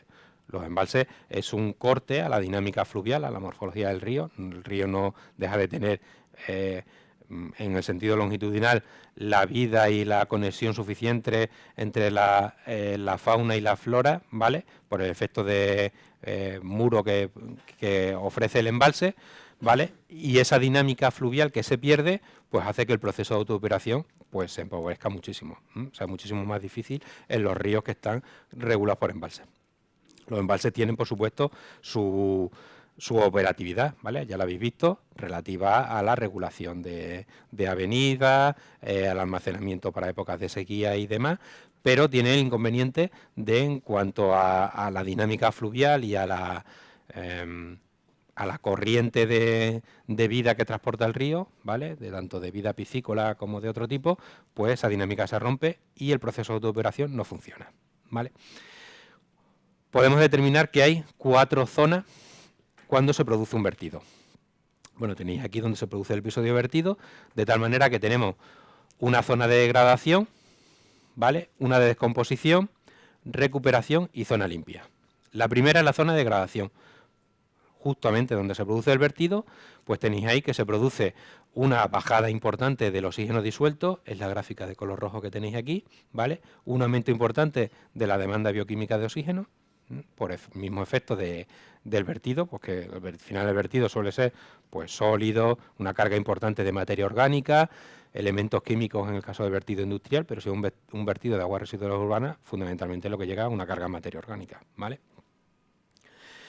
Y un incremento muy importante de los contaminantes. Contaminantes pues de todo tipo, desde metales pesados, pues la industria de galvanizado, pues mercurio, metales pesados, hierro, manganeso, etcétera, lignita, plomo en el caso de las industrias que se dedican a temas de pinturas, etcétera, ¿vale? Pues produce un incremento muy importante. Una vez pasada esa zona de degradación, pues donde no hay casi actividad biológica, no hay vida piscícola, ¿vale? Entramos en una zona séptica, donde el agua está muy contaminada. Desaparece cualquier tipo de oxígeno disuelto. No, por efecto de la carga contaminante, los rayos del sol no inciden, perdón, no inciden no se produce el proceso de fotosíntesis, con lo cual tampoco se puede producir actividad biológica, ¿vale? Y entonces una zona pues donde incluso puede llegar a producirse fenómenos de producción de olores por metano, oxidación de la materia orgánica carbonosa, etcétera, y una completa decaimiento del oxígeno disuelto y un aumento importante de la carga contaminante. En función de la distancia y demás y de la carga del vertido, llegamos a una zona de recuperación, ¿vale?, en la cual el agua ya está contaminada, pero empiezan a producirse los primeros atisbos de que vuelve otra vez a producirse vida. ¿Por qué se produce esa? Bueno, pues en función de la cantidad de agua que lleva el río, ¿vale?, vuelve el oxígeno disuelto que lleva el agua, ¿vale?, más el que toma del oxígeno atmosférico, va oxidando esa materia orgánica, la va transformando a anhidrocarbónico, otra materia orgánica carbonosa y demás, y va degradando, ¿vale? Esa parte de esa materia va sedimentando en el fondo del río, de tal manera que el agua que va por la parte superior, pues empieza a tomar mayor cantidad de oxígeno disuelto de los oxígenos atmosféricos y va, dijéramos, autorrealimentándose, ¿vale?, y produciendo mayor otra vez cantidad de materia orgánica que da lugar a que determinadas formas de vida, crustáceos, algas unicelulares, algún tipo de insecto empiece ya a crecer y ya pasamos a una zona final limpia donde también ya se produce un agua completamente clara, como parecida a la que teníamos inicialmente, donde ya hay vida piscícola, actividad biológica, aumenta el oxígeno disuelto, disminuye la carga contaminante que fundamentalmente ha decantado en los procesos anteriores, ¿vale? Y el nivel de DBO, de demanda bioquímica de oxígeno, pues baja a niveles importantes, ¿vale? Tenemos aquí, podemos tener un 90% de oxígeno disuelto en saturación, ¿vale?, a valores aquí otra vez de la zona limpia, pues otra vez de 80 y tanto, 90%, mientras que en esta estamos en valores del orden del 40% de saturación en oxígeno disuelto. Si el vertido es muy importante, si la cantidad de agua que lleva el río no son lo suficiente, este proceso de autodepuración, ¿vale?, hay formas de calcularlo, ahora veremos alguna ecuación y demás, puede hacer que toda la vida piscícola durante un montón de kilómetros completamente desaparezca. Todo depende del caudal del vertido y la carga contaminante y el caudal que lleva el río, ¿vale? En el caso de que no haya ningún caudal del río, podéis imaginar que el caudal, si es solamente el vertido, kilómetros y kilómetros con el proceso de autodepuración. Imaginaros que no hubiera ningún tipo de elemento de desbaste que pudiera eliminar, dijéramos, los sólidos y demás que van con el agua residual. Plástico, bastoncillo de los oídos, etcétera, etcétera, que utilizamos que vertemos en las aguas residuales, pues imaginaros lo que llega a contaminar todo lo que es la vegetación de ribera, los bosques de ribera, etcétera, etcétera, etcétera, ¿vale? Por eso, como mínimo, en cualquier eso de autorización de vertido, te piden, incluso ya piden en los vertidos de las redes de colectores, ¿vale?, como mínimo un desbaste manual para poder eliminar esa cantidad de sólidos importantes que se vierten. Y otra cosa muy importante, que luego veremos algún vídeo y demás, es el tema que ya hemos comentado de las toallitas famosas. ¿vale? El coste y demás de lo que crea por no ser un material biodegradable, ¿vale? Lo importante sería que todo lo que vertiéramos a una red de saneamiento, ¿vale? Pensar en que donde lo tenemos, que es la cocina y en los servicios de nuestra casa, que realmente no lo utilizamos como un medio solamente de depositar las aguas residuales negras, ¿vale? Las aguas que hemos contaminado, sino que muchas veces se utiliza como una especie de basurero, donde tiramos todo aquello que en casa nos incomoda, ¿vale? Bueno, pues eso sería la capacidad de autodepuración. Tenéis ahí, acordaros las 4 zonas: zona de degradación, zona de descomposición activa, zona de recuperación y zona de aguas limpias, ¿vale? Bueno, la curva que ya hemos visto se denomina lag o curva de oxígeno y es una curva en la cual, parecido, acordaos cuando hablamos del breakpoint y demás, donde se produce una importante bajada del porcentaje de oxígeno desde el 100% que suele tener el agua natural que va en nuestros ríos hasta el 40% aproximadamente. Ese decremento en el porcentaje de oxígeno disuelto se llama curva o lag de demanda de oxígeno y es donde se pone donde definimos dentro de lo que es el poder de autodepuración de un río la zona de degradación, donde empieza la zona de degradación y donde podemos empezar a calcular por diferencias en el oxígeno disuelto, carga contaminante y demás, una serie de fórmulas matemáticas que ahora veremos alguna de ellas, cómo podemos empezar a calcular qué longitud de río necesitamos en función de la carga contaminante y el caudal que lleve de agua limpia, ¿vale?, para poder llegar a una autodepuración natural de los ríos. Bueno, otro apartado importante, el índice de calidad del agua. Como hemos comentado, nosotros vamos a querer tener unos ríos lo más limpios posible, una contaminación del medio hídrico lo menor posible, pero ¿cómo definimos a nivel numérico, ¿vale? ¿Cómo definimos a nivel numérico cuál es la calidad de nuestro río? ¿Vale? La Agencia de Protección Ambiental y a nivel europeo se utilizan fundamentalmente 5 tipos de índice de calidad de agua, ¿vale? Hay bastante bibliografía respecto a esto y de hecho a nivel español las confederaciones hidrográficas tienen un sistema tienen un sistema de clasificación, ¿vale? Y además tienen una red de calidad de agua, ¿vale? Se llama red SAICA.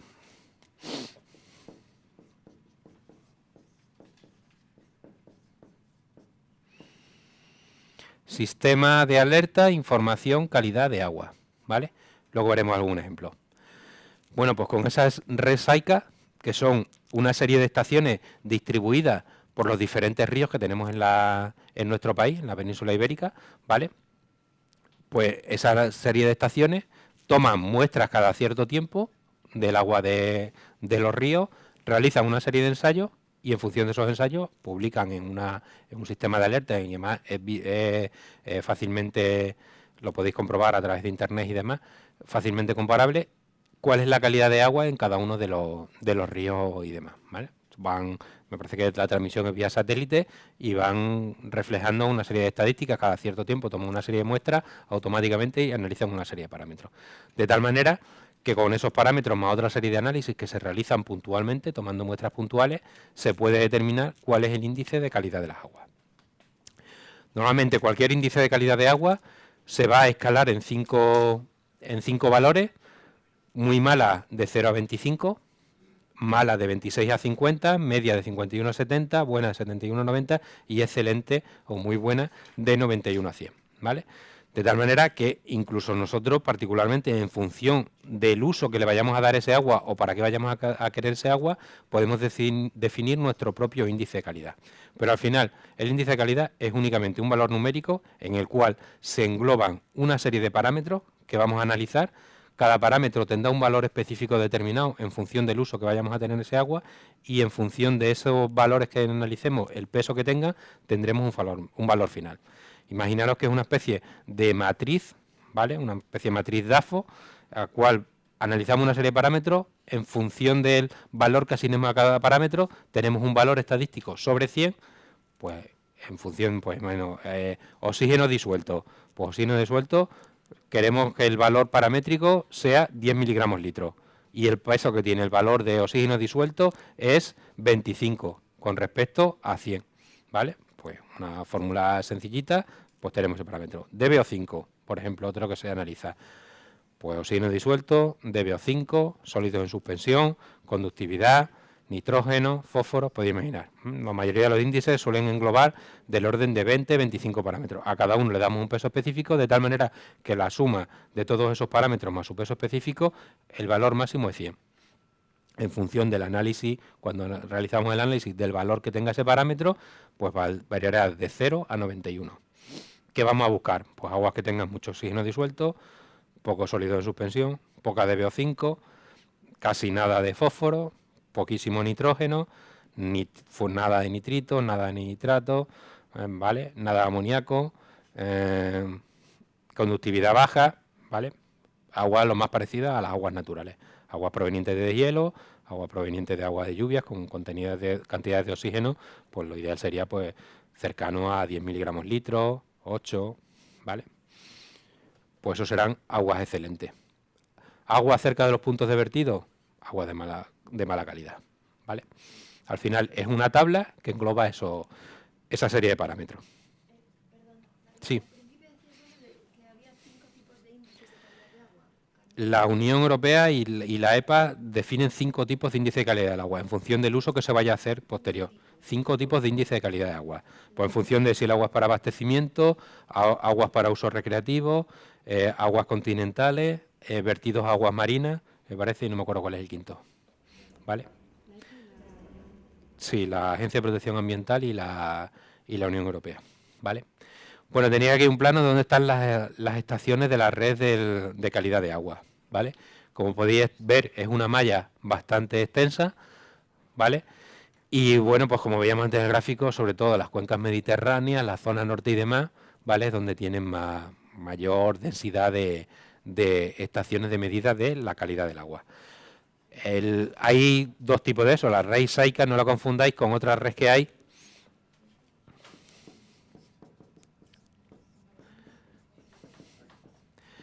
que es el SAI, ¿vale? Esta es calidad de agua, ¿vale? O índice de calidad del agua, y el SAI es información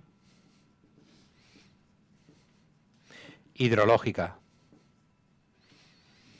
Esta es la que se utiliza fundamentalmente cuando hay avenidas, cuando hay grandes episodios de lluvia, y lo que da es la RESAID, sistema de alerta e información hidrológica, lo que da es una idea de los caudales que están circulando por los ríos que hay en nuestro país, ¿vale? Y el nivel de los embalses.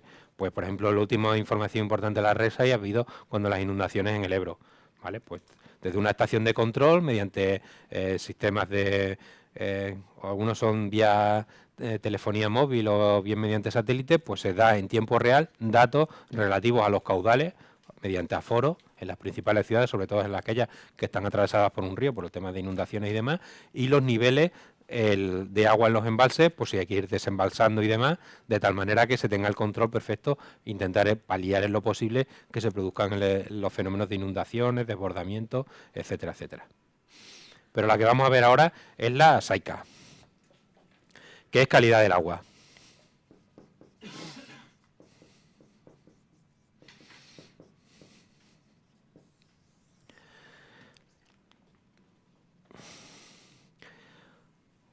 Bueno, directamente os he cogido un pantallazo capturado de internet. Es el río Tajo, ya cuando abandona nuestro país en frontera con Portugal, ¿vale? La última presa que hay que regula el Tajo en España, que es la presa de Cedillo. Se incorpora por la izquierda como afluente al río Sever, ¿vale? Y bueno, he sacado, me parece que es de...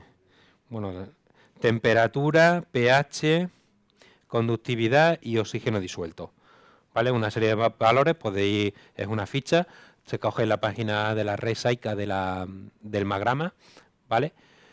En este caso es el calidad.chtajo.es y sacáis una ficha de lo que es la estación donde está ubicado el esto de medida, normalmente una estación prefabricada, con una bomba instalada en lo que es, en este caso es un embalse, bombea agua del embalse no sé si lo llegáis a ver, una caseta prefabricada de estas tipo las de las casetas prefabricadas de la luz, donde dentro hay una serie de, pues un espectrofotómetro, un medidor de oxígeno disuelto y demás, y automáticamente una muestra de agua pasa por los 4 o 5 medidores que tiene, saca la muestra y mediante un sistema de antena satélite lo manda al centro de control que está en la Confederación del Tajo aquí en Madrid, y va sacando una analítica de los parámetros, de tal manera que si algún parámetro por algún motivo baja la cantidad de oxígeno disuelto, el pH natural del agua, que está precisamente en el entorno de 7, pues varía hacia arriba o hacia abajo, pues puedes mandar una alerta pues porque se haya producido un vertido, pues haya alguna circunstancia en especial.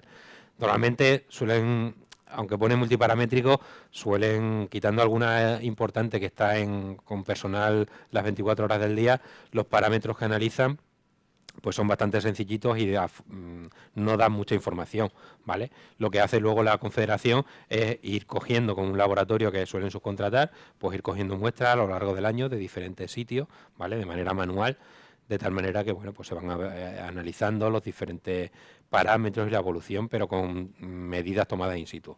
La red SAICA es únicamente, pues bueno, 4 alertas, 4 parámetros de alerta, pero bueno, muy generalistas, porque si no, tanto los reactivos como la forma de realizar los análisis es muy complejo en instalaciones que sean de tipo automático. De manera similar, en agua potable, por ejemplo, hay lo que se llaman EVA, Estación de Vigilancia Automática, que sí, pues también analizan parámetros de este tipo, pero en el agua de abastecimiento, ¿vale? Aquí, bueno, pues en cada confederación tiene la suya y demás, podéis consultarlo, y en un momento determinado es una manera de vigilar el buen estado ecológico, por llamarlo de alguna manera, de las aguas de las aguas continentales, ¿vale? De las aguas de los ríos.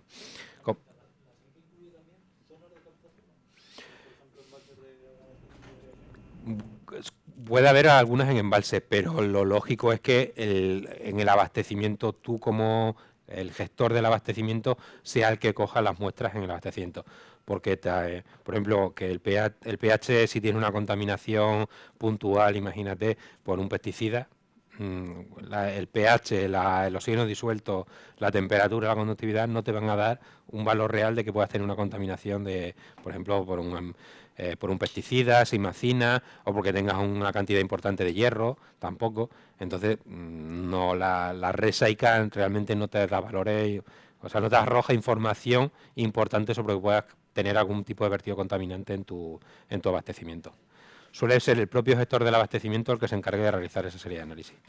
Además, daos cuenta que la Confederación lo hace para controlar, dijéramos, lo que es su zona de vertido, su zona de influencia, pero luego no tiene competencia sobre esos vertidos, porque como hemos visto, eso es competencia de los ayuntamientos. La Confederación sí tiene competencia sobre lo que es el dominio público hidráulico del río, pero sobre las aguas de captación, realmente la responsabilidad es de los ayuntamientos, con lo cual, pues no... Ahí entramos en el tema interadministrativo de la Confederación con respecto al abastecimiento, no tiene ningún tipo de influencia. De hecho, las confederaciones dependen del MAGRAMA, del Ministerio de Agricultura y Medio Ambiente, y el control del agua de abastecimiento, acordaros, hablábamos del SINAT, del Sistema de Información Nacional de Calidad de Agua, depende del Ministerio de Sanidad, que son dos ministerios completamente diferentes. Uno lleva dijéramos, el control de la gestión de las aguas potables, de que la calidad del agua potable cumpla con los requisitos del decreto 140/2003, y en cambio el MAGRAMA es que la calidad del agua del río, independientemente si se utiliza para abastecimiento y demás, cumpla con los estándares de calidad que le manda la Unión Europea o el índice de calidad que esté establecido en su momento. ¿Vale? Bueno, aquí tenéis que en función de esas estaciones de calidad del agua y demás, pues cómo es la calidad del agua para producción de agua potable. Si os acordáis, hablamos de que había 3 tipos de A1, A2 y A3 en función del tipo de tratamiento y una serie de parámetros que analizábamos. Bueno, pues en función de eso y utilizando la red de estaciones si las veis, las redes de estaciones del SAICA, las diferentes confederaciones pues han puesto valores de cómo sería la calidad del agua. Buena verde, normal amarilla, naranja regular o rojo y magenta mala. Bueno, pues tenéis ahí de las aguas en río, de las aguas continentales, cuáles las características de calidad en función de los 3 tipos de agua que tenemos, A1, A2 y A3, para la producción de agua potable. Comunidad de Madrid, la cuenca del Tajo, donde vimos el vídeo de la ETAZ del Tajo, pues veis pues, que por el contenido en sales, cloruro, sulfatos y demás, mala calidad del agua, ¿vale? Hasta aproximadamente la entrada en Extremadura, el embalse de Valdecañas y demás, que es la primera gran ESO. Aquí estaría por aquí la zona del vertido de Toledo, aproximadamente, ¿vale? Esto sería Valdecañas, esto es Rosarito. Aquí en principio la calidad del agua es bastante aceptable. Aquí hay un punto en color amarillo y aquí, bueno, pues tenemos mala calidad del agua, el embalse del Piedras y demás, las cuencas interiores de Piedras y me parece que está el Odiel, ¿no? Y el Tinto, que estarán por ahí, que por eso serán esos colores. Vale, la zona de por aquí, la cuenca mediterránea también mala calidad, también alto contenido en sales, sulfatos y demás, ¿vale? Y bueno, lo que os decía la primera vez, el agua del Ebro, las cuencas internas de Cataluña, pues ¿por qué? Yo creo que fundamentalmente por el alto componente industrial que tiene los vertidos que se producen, por ejemplo, al Llobregat, que luego se utilizan para abastecimiento de Barcelona. Entonces, aunque las plantas de tratamiento consiguen un agua de muy buena calidad, lo que es el agua que discurre por el río, pues tiene unas características de potabilidad bastante complejas. Respecto a este índice de calidad de agua, que podríamos pensar que hay otros índices de calidad en los cuales el agua fuera muchísimo mejor. Pero aquí que estamos teniendo en cuenta el contenido en sales, cloruro, sulfato, conductividad y demás, pues todas las aguas que tienen alto contenido en sales, pues nos vienen a malas o a regulares. Si no entendiéramos eso, no utilizáramos esos criterios, pues podríamos cambiar. Y esta, por ejemplo, aquí no están pesticidas, hidrocarburos. Estas cambiarían.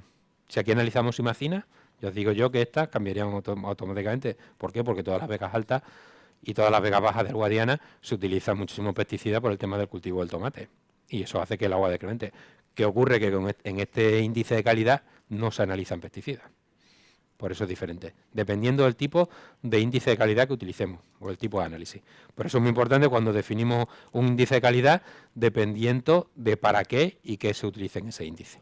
¿Vale? Esto es para agua para prepotable. Por eso tiene esa serie de características. En cambio veis que toda esta franja... Almería, Málaga, ¿vale? Tiene eso buenísima. Granada, me parece que también coge por ahí, tiene un agua de muy buena calidad. Bueno, al final, ¿para qué utilizamos el índice de calidad del agua? Pues lo utilizamos para definir el grado de contaminación del agua. Esas 5 etapas que hemos puesto entre 0 y 25, 25 50, 50 75, 75 90, 90 100, pues podemos definir 5 tipos en el que el grado de contaminación del agua sea de una u otra determinada manera. A mayor índice de calidad, valores más cercanos al 100%, agua menos contaminada, valores cercanos al 0%, el agua de peores condiciones. ¿Vale?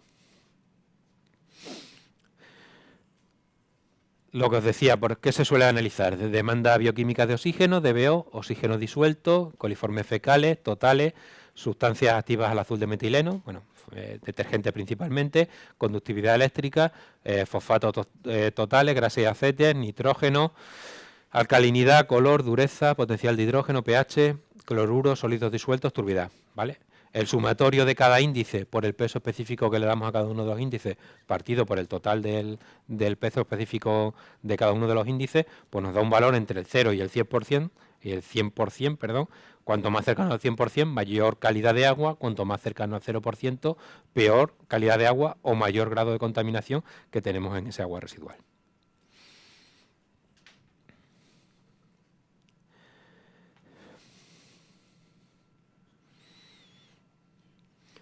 Se suele utilizar una normativa por colores, bueno, entre 85 y 100, azul, verde entre 70 y 80 aceptable, amarillo poco contaminado, rojo contaminado y magenta o negro, valores altamente contaminados.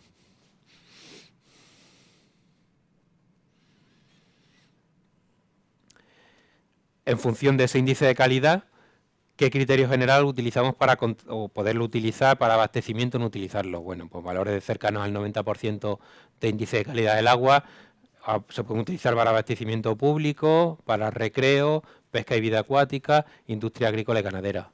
En cuanto bajamos del 70%, 50% contaminado, ya no podemos utilizarlo para abastecimiento público, dudoso para contacto directo, solo para organismos muy resistentes, o sea, forma de vida piscícola de tipo microorganismo, y requiere tratamiento para utilización industrial agrícola. En función del índice que establezcamos, pues tenemos una idea de si lo podemos utilizar para abastecimiento, para industria, para otros usos recreativos y demás, como hemos ido comentando. Para eso valen los índices de calidad del agua. El tema del grado de tratamiento A1, A2, A3, al final no deja de ser un índice de calidad del agua. Lo que nos pide la Unión Europea respecto del estado ecológico bueno de las masas continentales de agua, no deja de ser un índice de calidad de agua, que es analizar una serie de parámetros y, en función de su incidencia, determinar uno u otro. Bueno, ¿cómo podemos determinar la demanda total de oxígeno o la capacidad de autodepuración de un cauce receptor? ¿Vale? Tenéis aquí la fórmula de Skeeter, es una de las múltiples que se pueden utilizar.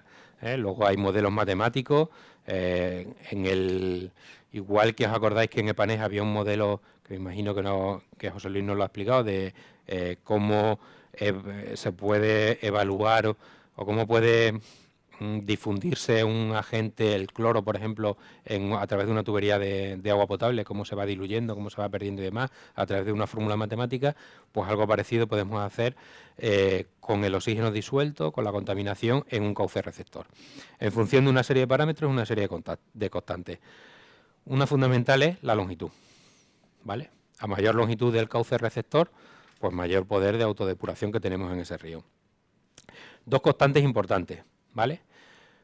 La primera de ellas va a ser la cantidad de contaminación que nos llegue, ¿vale? Y luego el tipo de contaminación que nos llegue, si es biodegradable o si no es biodegradable. Eso es un aspecto fundamental. Además que lo vamos a ver, y lo vais a ver con el resto de profesores, en todas las clases de depuración de aguas residuales. El poder de autodepuración de un cauce, y que además luego nos va a servir en aguas residuales para saber qué tipo de depuradora tenemos que instalar, es la biodegradabilidad. ¿Vale?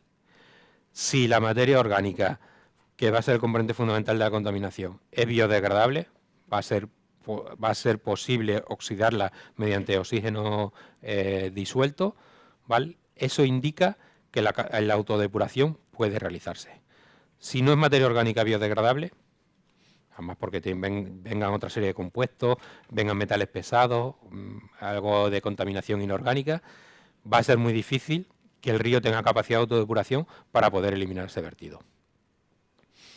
Y luego una constante ya en función del tiempo, longitud y la demanda de oxígeno inicial. Esos van a ser los valores que nos van a dar en cualquier ecuación, ahí he puesto una, la capacidad que puede tener de autodepuración un río. ¿Vale? Ya os digo, existen modelos matemáticos, veremos uno de evaluación de la carga contaminante cuando veamos el programa, el SWMM. Y en función de esa fórmula matemática que le metemos inicialmente, tenemos obligatoriamente que realizar una serie de análisis para sacar los valores de esas constantes, que son independientes de o sea, particularizados para cada uno de los vertidos que se produzcan. Podemos determinar qué distancia, qué demanda total vamos a tener de oxígeno en función de la distancia para poder llegar a un vertido que sea cero, a que el agua, en función de esos parámetros, llegue a un vertido cero, ¿vale? ¿De qué va a depender fundamentalmente? Del volumen de agua residual vertido. A mayor caudal de agua residual que vertamos, pues va a ser más complicado que se pueda autodepurar. El caudal de la corriente receptora, que ya lo hemos comentado, a mayor índice de dilución, mayor capacidad de autodepuración. La contaminación. Y luego otra serie de factores físicos y climáticos de la corriente. Como en el examen que habéis visto, que yo creo que ya habéis puesto todo, de qué depende que haya mayor evaporación. Pues el viento hace que sea más fácil que se mezcle el oxígeno atmosférico que se transfiera oxígeno atmosférico al agua residual, la temperatura, la labor fotosintética de las plantas que haya en el vertido, la vegetación de ribera, todo eso va a influir. Esos factores climáticos y esos factores físicos van a influir en la mayor o menor autodepuración, ¿vale? Pero al final, y una cosa que os quede clara, es que esa autodepuración es lo que en la mayoría de las depuradoras de aguas residuales, tanto de tipo biológico como tipo de macrofitas y demás, en la depuración natural, lo que vamos a hacer, concentrado en una instalación en un tiempo determinado. Donde más vamos a incidir, más van a incidir todos los profesores, va a ser en el proceso de fangos activados, ¿vale? Que es mantener un cultivo, ya conoce, ¿vale? En suspensión de sólidos, en suspensión en un medio líquido, en que en determinadas condiciones de agitación, oxígeno disuelto y que se le insufle oxígeno a través del aire atmosférico mediante una serie de turbocompresores o mediante una serie de bombas, ¿vale? Pues esas burbujas de aire van a oxidar la materia orgánica carbonosa, van a formar otra serie de subproductos y demás, y van a llevar a la propia depuración del agua residual. En el caso de las tecnologías no convencionales, que hay muchísima profusión y que además últimamente por el tema del consumo energético se utiliza mucho, macrofitas, lechos de turba, infiltración en el terreno. ¿Qué es lo que se utiliza? Pues exactamente lo mismo, una serie de plantas con un sistema radicular determinado y con una morfología que hace que puedan captar muchísimo oxígeno atmosférico, ¿vale? A través de las raíces oxidar la materia orgánica que se presenta en el agua residual, formar un subproducto y el otro producto final es el agua depurada, agua sin contaminación, sin esa carga orgánica que le habíamos puesto. Pues ese proceso natural, cuando se dan las condiciones de que la materia orgánica sea biodegradable, ¿vale? Es lo que vamos a hacer en las depuradas de aguas residuales. Otra parte diferente es cuando tenemos aguas residuales industriales, sobre todo cuando las tenemos con metales pesados, que eso ya es más complicado. Industria de pintura, galvanizado, lo diré, tintes de tela, etcétera. Otro tipo de industria que por el vertido plomo, zinc, hierro, etcétera, pues haga que no sea, se han vertido más de tipo inorgánico que orgánico, no sea materia orgánica biodegradable y entonces haya que ir a procesos físico-químicos mucho más intensivos y a un tipo de depuradora de aguas residuales industriales completamente diferente a las ARU, aguas residuales urbanas, ¿vale? Pero fundamentalmente vais a ver durante estas horas la depuración de aguas residuales urbanas y luego distintos aspectos pues, de las aguas residuales industriales. Va a haber un eso destacado sobre la industria petroquímica, bueno, pues porque lo consideramos así en su momento, porque había pues ciertas expectativas a que profesionalmente hubiera alguna expectativa laboral y demás, y vais a ver un caso específico de industria petroquímica, de reutilización incluso y de depuración de aguas residuales en la industria petroquímica. Y luego casos prácticos, pues bastante diversos. Bueno, la curva de concentración en el punto de vertido y la dilución, bueno, una forma de explicar el coeficiente de dilución en función del caudal de agua a la llegada al punto de vertido, ¿vale? La comba de oxígeno, que ya la hemos explicado, que es cuando pasamos de un porcentaje de saturación cercano al 100% al 40%, acordarlo, asimilarlo al punto de ruptura o breakpoint, pues esa comba o sag de oxígeno es cuando se produce una disminución en el porcentaje de saturación de oxígeno por debajo del 40% y es donde consideramos que el vertido está en su zona crítica o en su zona de descomposición activa, ¿vale? Ahí se considera porque se está produciendo pues un impacto sobre el medio receptor tan importante que puede llevar a que no tenga capacidad de recuperación el propio medio hídrico respecto del vertido que se está produciendo, ¿vale? La mayor o menor amplitud que tenga esta comba de oxígeno, esa curva de oxígeno, pues será fundamental el caudal que lleve el río en su medio natural. A mayor caudal, esta comba será menor y por lo tanto la incidencia será muchísimo menos significativa, ¿vale? Bueno, ahí tenéis de la Comunidad de Madrid hasta Toledo, ¿vale? Los vertidos de estaciones depuradoras de aguas residuales que os he puesto, de la red de medidas del índice de calidad de agua, medidas in situ, que se cogen mediante tomas muestras, mediante personas que van y cogen muestras in situ, y las estaciones de medida que hay en esa zona de la red SAICA.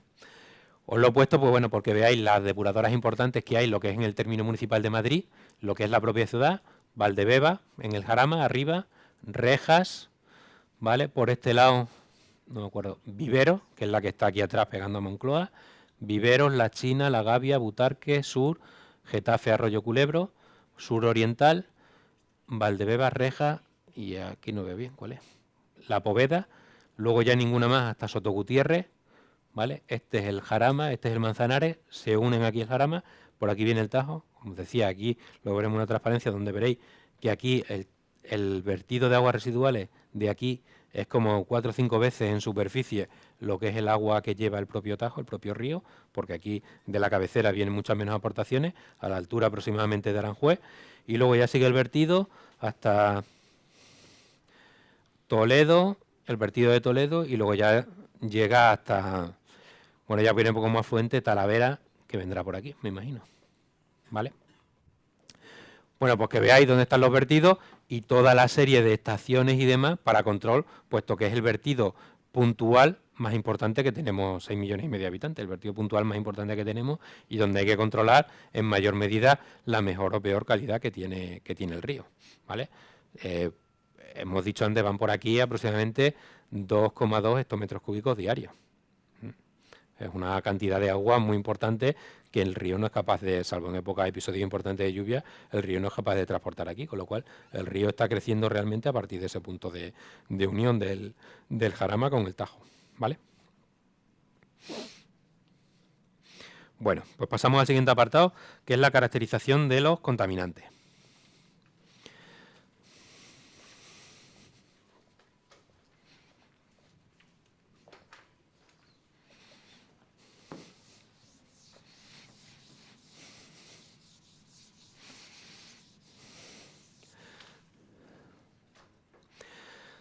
Bueno, nuestra querida agua, ¿vale? Lo primero que tenemos del agua, y lo tenéis ahí escrito, es que es un líquido anómalo.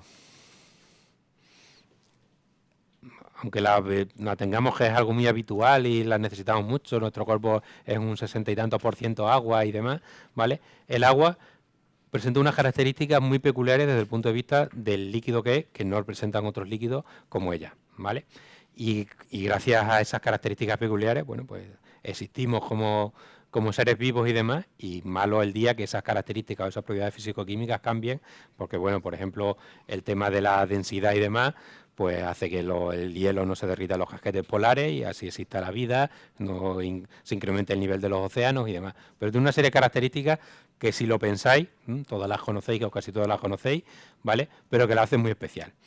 En principio es una mezcla de 18 compuestos posibles derivados de 3 isótopos que presentan en cada uno de sus átomos que componen su molécula, ¿vale? El H2O. Un calor específico muy elevado. Lo utilizamos pues para calentar, para hervir, para un montón de cosas que si no tuviera esa serie de características, pues no podía utilizarla, y que hay otros líquidos no son capaces de, no tenemos sustituto para poderlo hacer. El tema de la densidad, importantísimo, ¿vale? Tiene mayor densidad en estado líquido que en estado sólido, ¿vale? Por eso el hielo flota en el agua, ¿vale? Si no, si no flotara, pues no estaríamos ninguno aquí, ¿vale? Desde el punto de vista químico, además, debería ser un gas a temperatura ambiente. En cambio, no lo es, ¿vale? Su punto de ebullición, su punto de fusión, ¿vale? Pues presentan una serie de características pues que la hacen que se presenten esos 3 estados, sólido, líquido y gaseoso, en función de la temperatura, ¿vale? Tiene una alta constante dieléctrica, un alto calor de vaporización, una fuerza de cohesión importantísima, altísima, por eso cuando se encuentran sustancias coloidales en disolución en el seno del agua es muy difícil, si no es mediante una reacción química, poderlas disolver, por eso es tan buen vehículo para transportar otra serie de materiales y disolver otra serie de sustancias.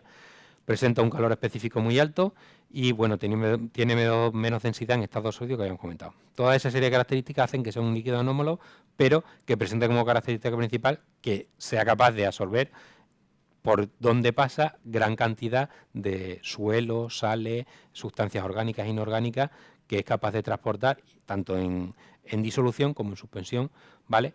Y que pues la hagan que sea el disolvente universal y que sea muy fácilmente contaminante, ¿vale? Por esa serie de características y esa serie de anomalías que presenta. Tiene además elevada conductividad térmica, ¿vale?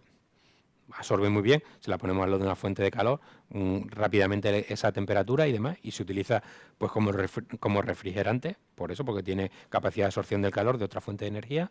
Un fuente de poder ionizante, es muy aislante, una elevada constante dieléctrica, gran poder disolvente y puede producir la disociación electrolítica, y la hidrólisis, ¿vale? Dos aspectos fundamentales a la hora, pues, de cualquier proceso físico-químico que queramos de descomposición de determinados tipos de sustancias que se encuentren en disolución en el agua. Es la única sustancia que se encuentra sobre la Tierra en los 3 estados y es el componente mayoritario de los seres vivos, en lo que juega un papel fundamental. Me parece que cuando nacemos somos el 80 y no sé cuánto por ciento, y a la hora con nuestra vida parece que baja ese porcentaje hasta el 60 y algo por ciento dentro de nuestro propio organismo. ¿Qué características van a tener? Van a ser las características físico-químicas de las aguas, ¿vale? Vamos a ver cuáles son sus características físico-químicas naturales y cuándo consideramos que un agua está contaminada en función, pues, de las diferentes sustancias que vamos a ir viendo cómo va a cambiar sus características, que van a ser fundamentalmente, pues, olor, color, sabor, temperatura, pH, conductividad, etcétera, ¿vale? Todas esas se van a analizar.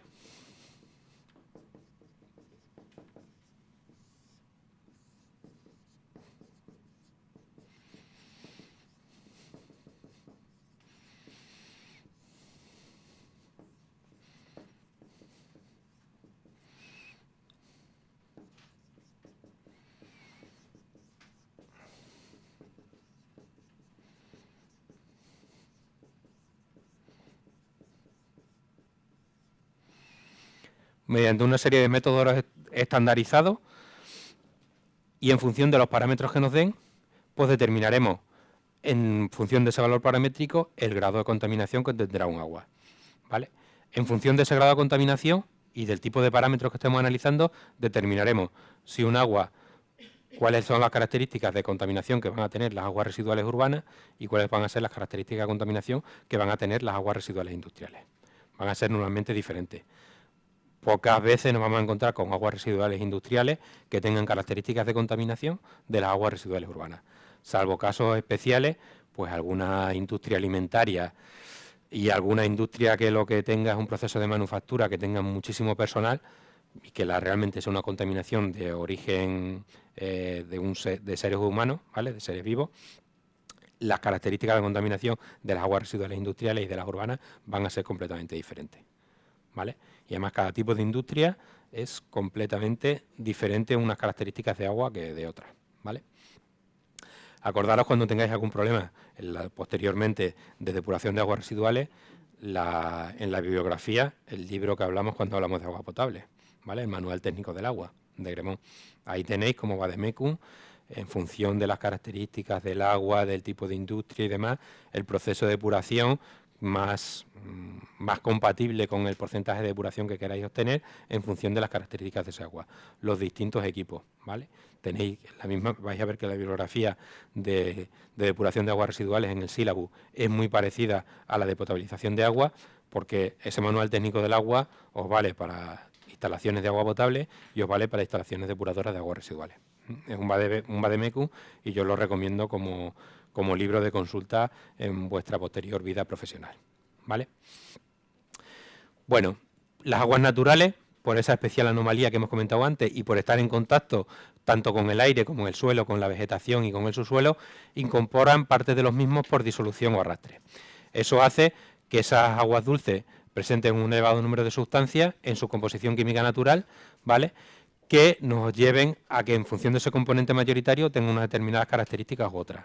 Los componentes mayoritarios van a ser carbonatos, bicarbonatos, sulfatos, cloruros y nitratos, en función de las aguas que atraviesen, y minoritarios, porque van a proceder fundamentalmente de contaminación, fosfatos, silicatos, metales como elementos traza, no deben de llevarlo de otra manera, como aguas naturales, y gases disueltos como oxígeno, nitrógeno y dióxido de carbono fundamentalmente. Bueno, tenéis ahí un cuadro con la composición iónica del agua en función de si es agua dulce, agua de mar o agua mineral. Cloruro, sodios, bicarbonatos y un calcio. Bueno, los niveles aproximados que tiene cada tipo de agua. En cuanto a su composición química natural, pues bueno, se pueden ver alteradas por las actividades humanas que hemos visto, agrícolas, ganaderas e industriales, incorporando sustancias de diferente naturaleza, y esa degradación pues provoca efectos negativos de modificación de los ecosistemas acuáticos, destrucción de recursos hídricos, riesgos para la salud que ya hemos visto, incrementos del coste de tratamiento para el agua, daños en instalaciones, incrustaciones, obstrucciones, etcétera, destrucción de zonas de recreo y luego pues una contaminación de difícil solución para el proceso de tratamiento cuando tenemos presencia de pesticidas, tensoactivos, fenoles, metales pesados, etcétera, ¿vale? Acloraros del proceso de cloración, los clorofenoles que se nos producían, si teníamos pesticidas, la necesidad de tratamientos de carbón activo en grano o tratamientos de membrana para la depuración de las aguas residuales, ¿vale? Bueno, pues si queréis hacemos ahora el descanso y ya continuamos con la segunda parte, ¿vale?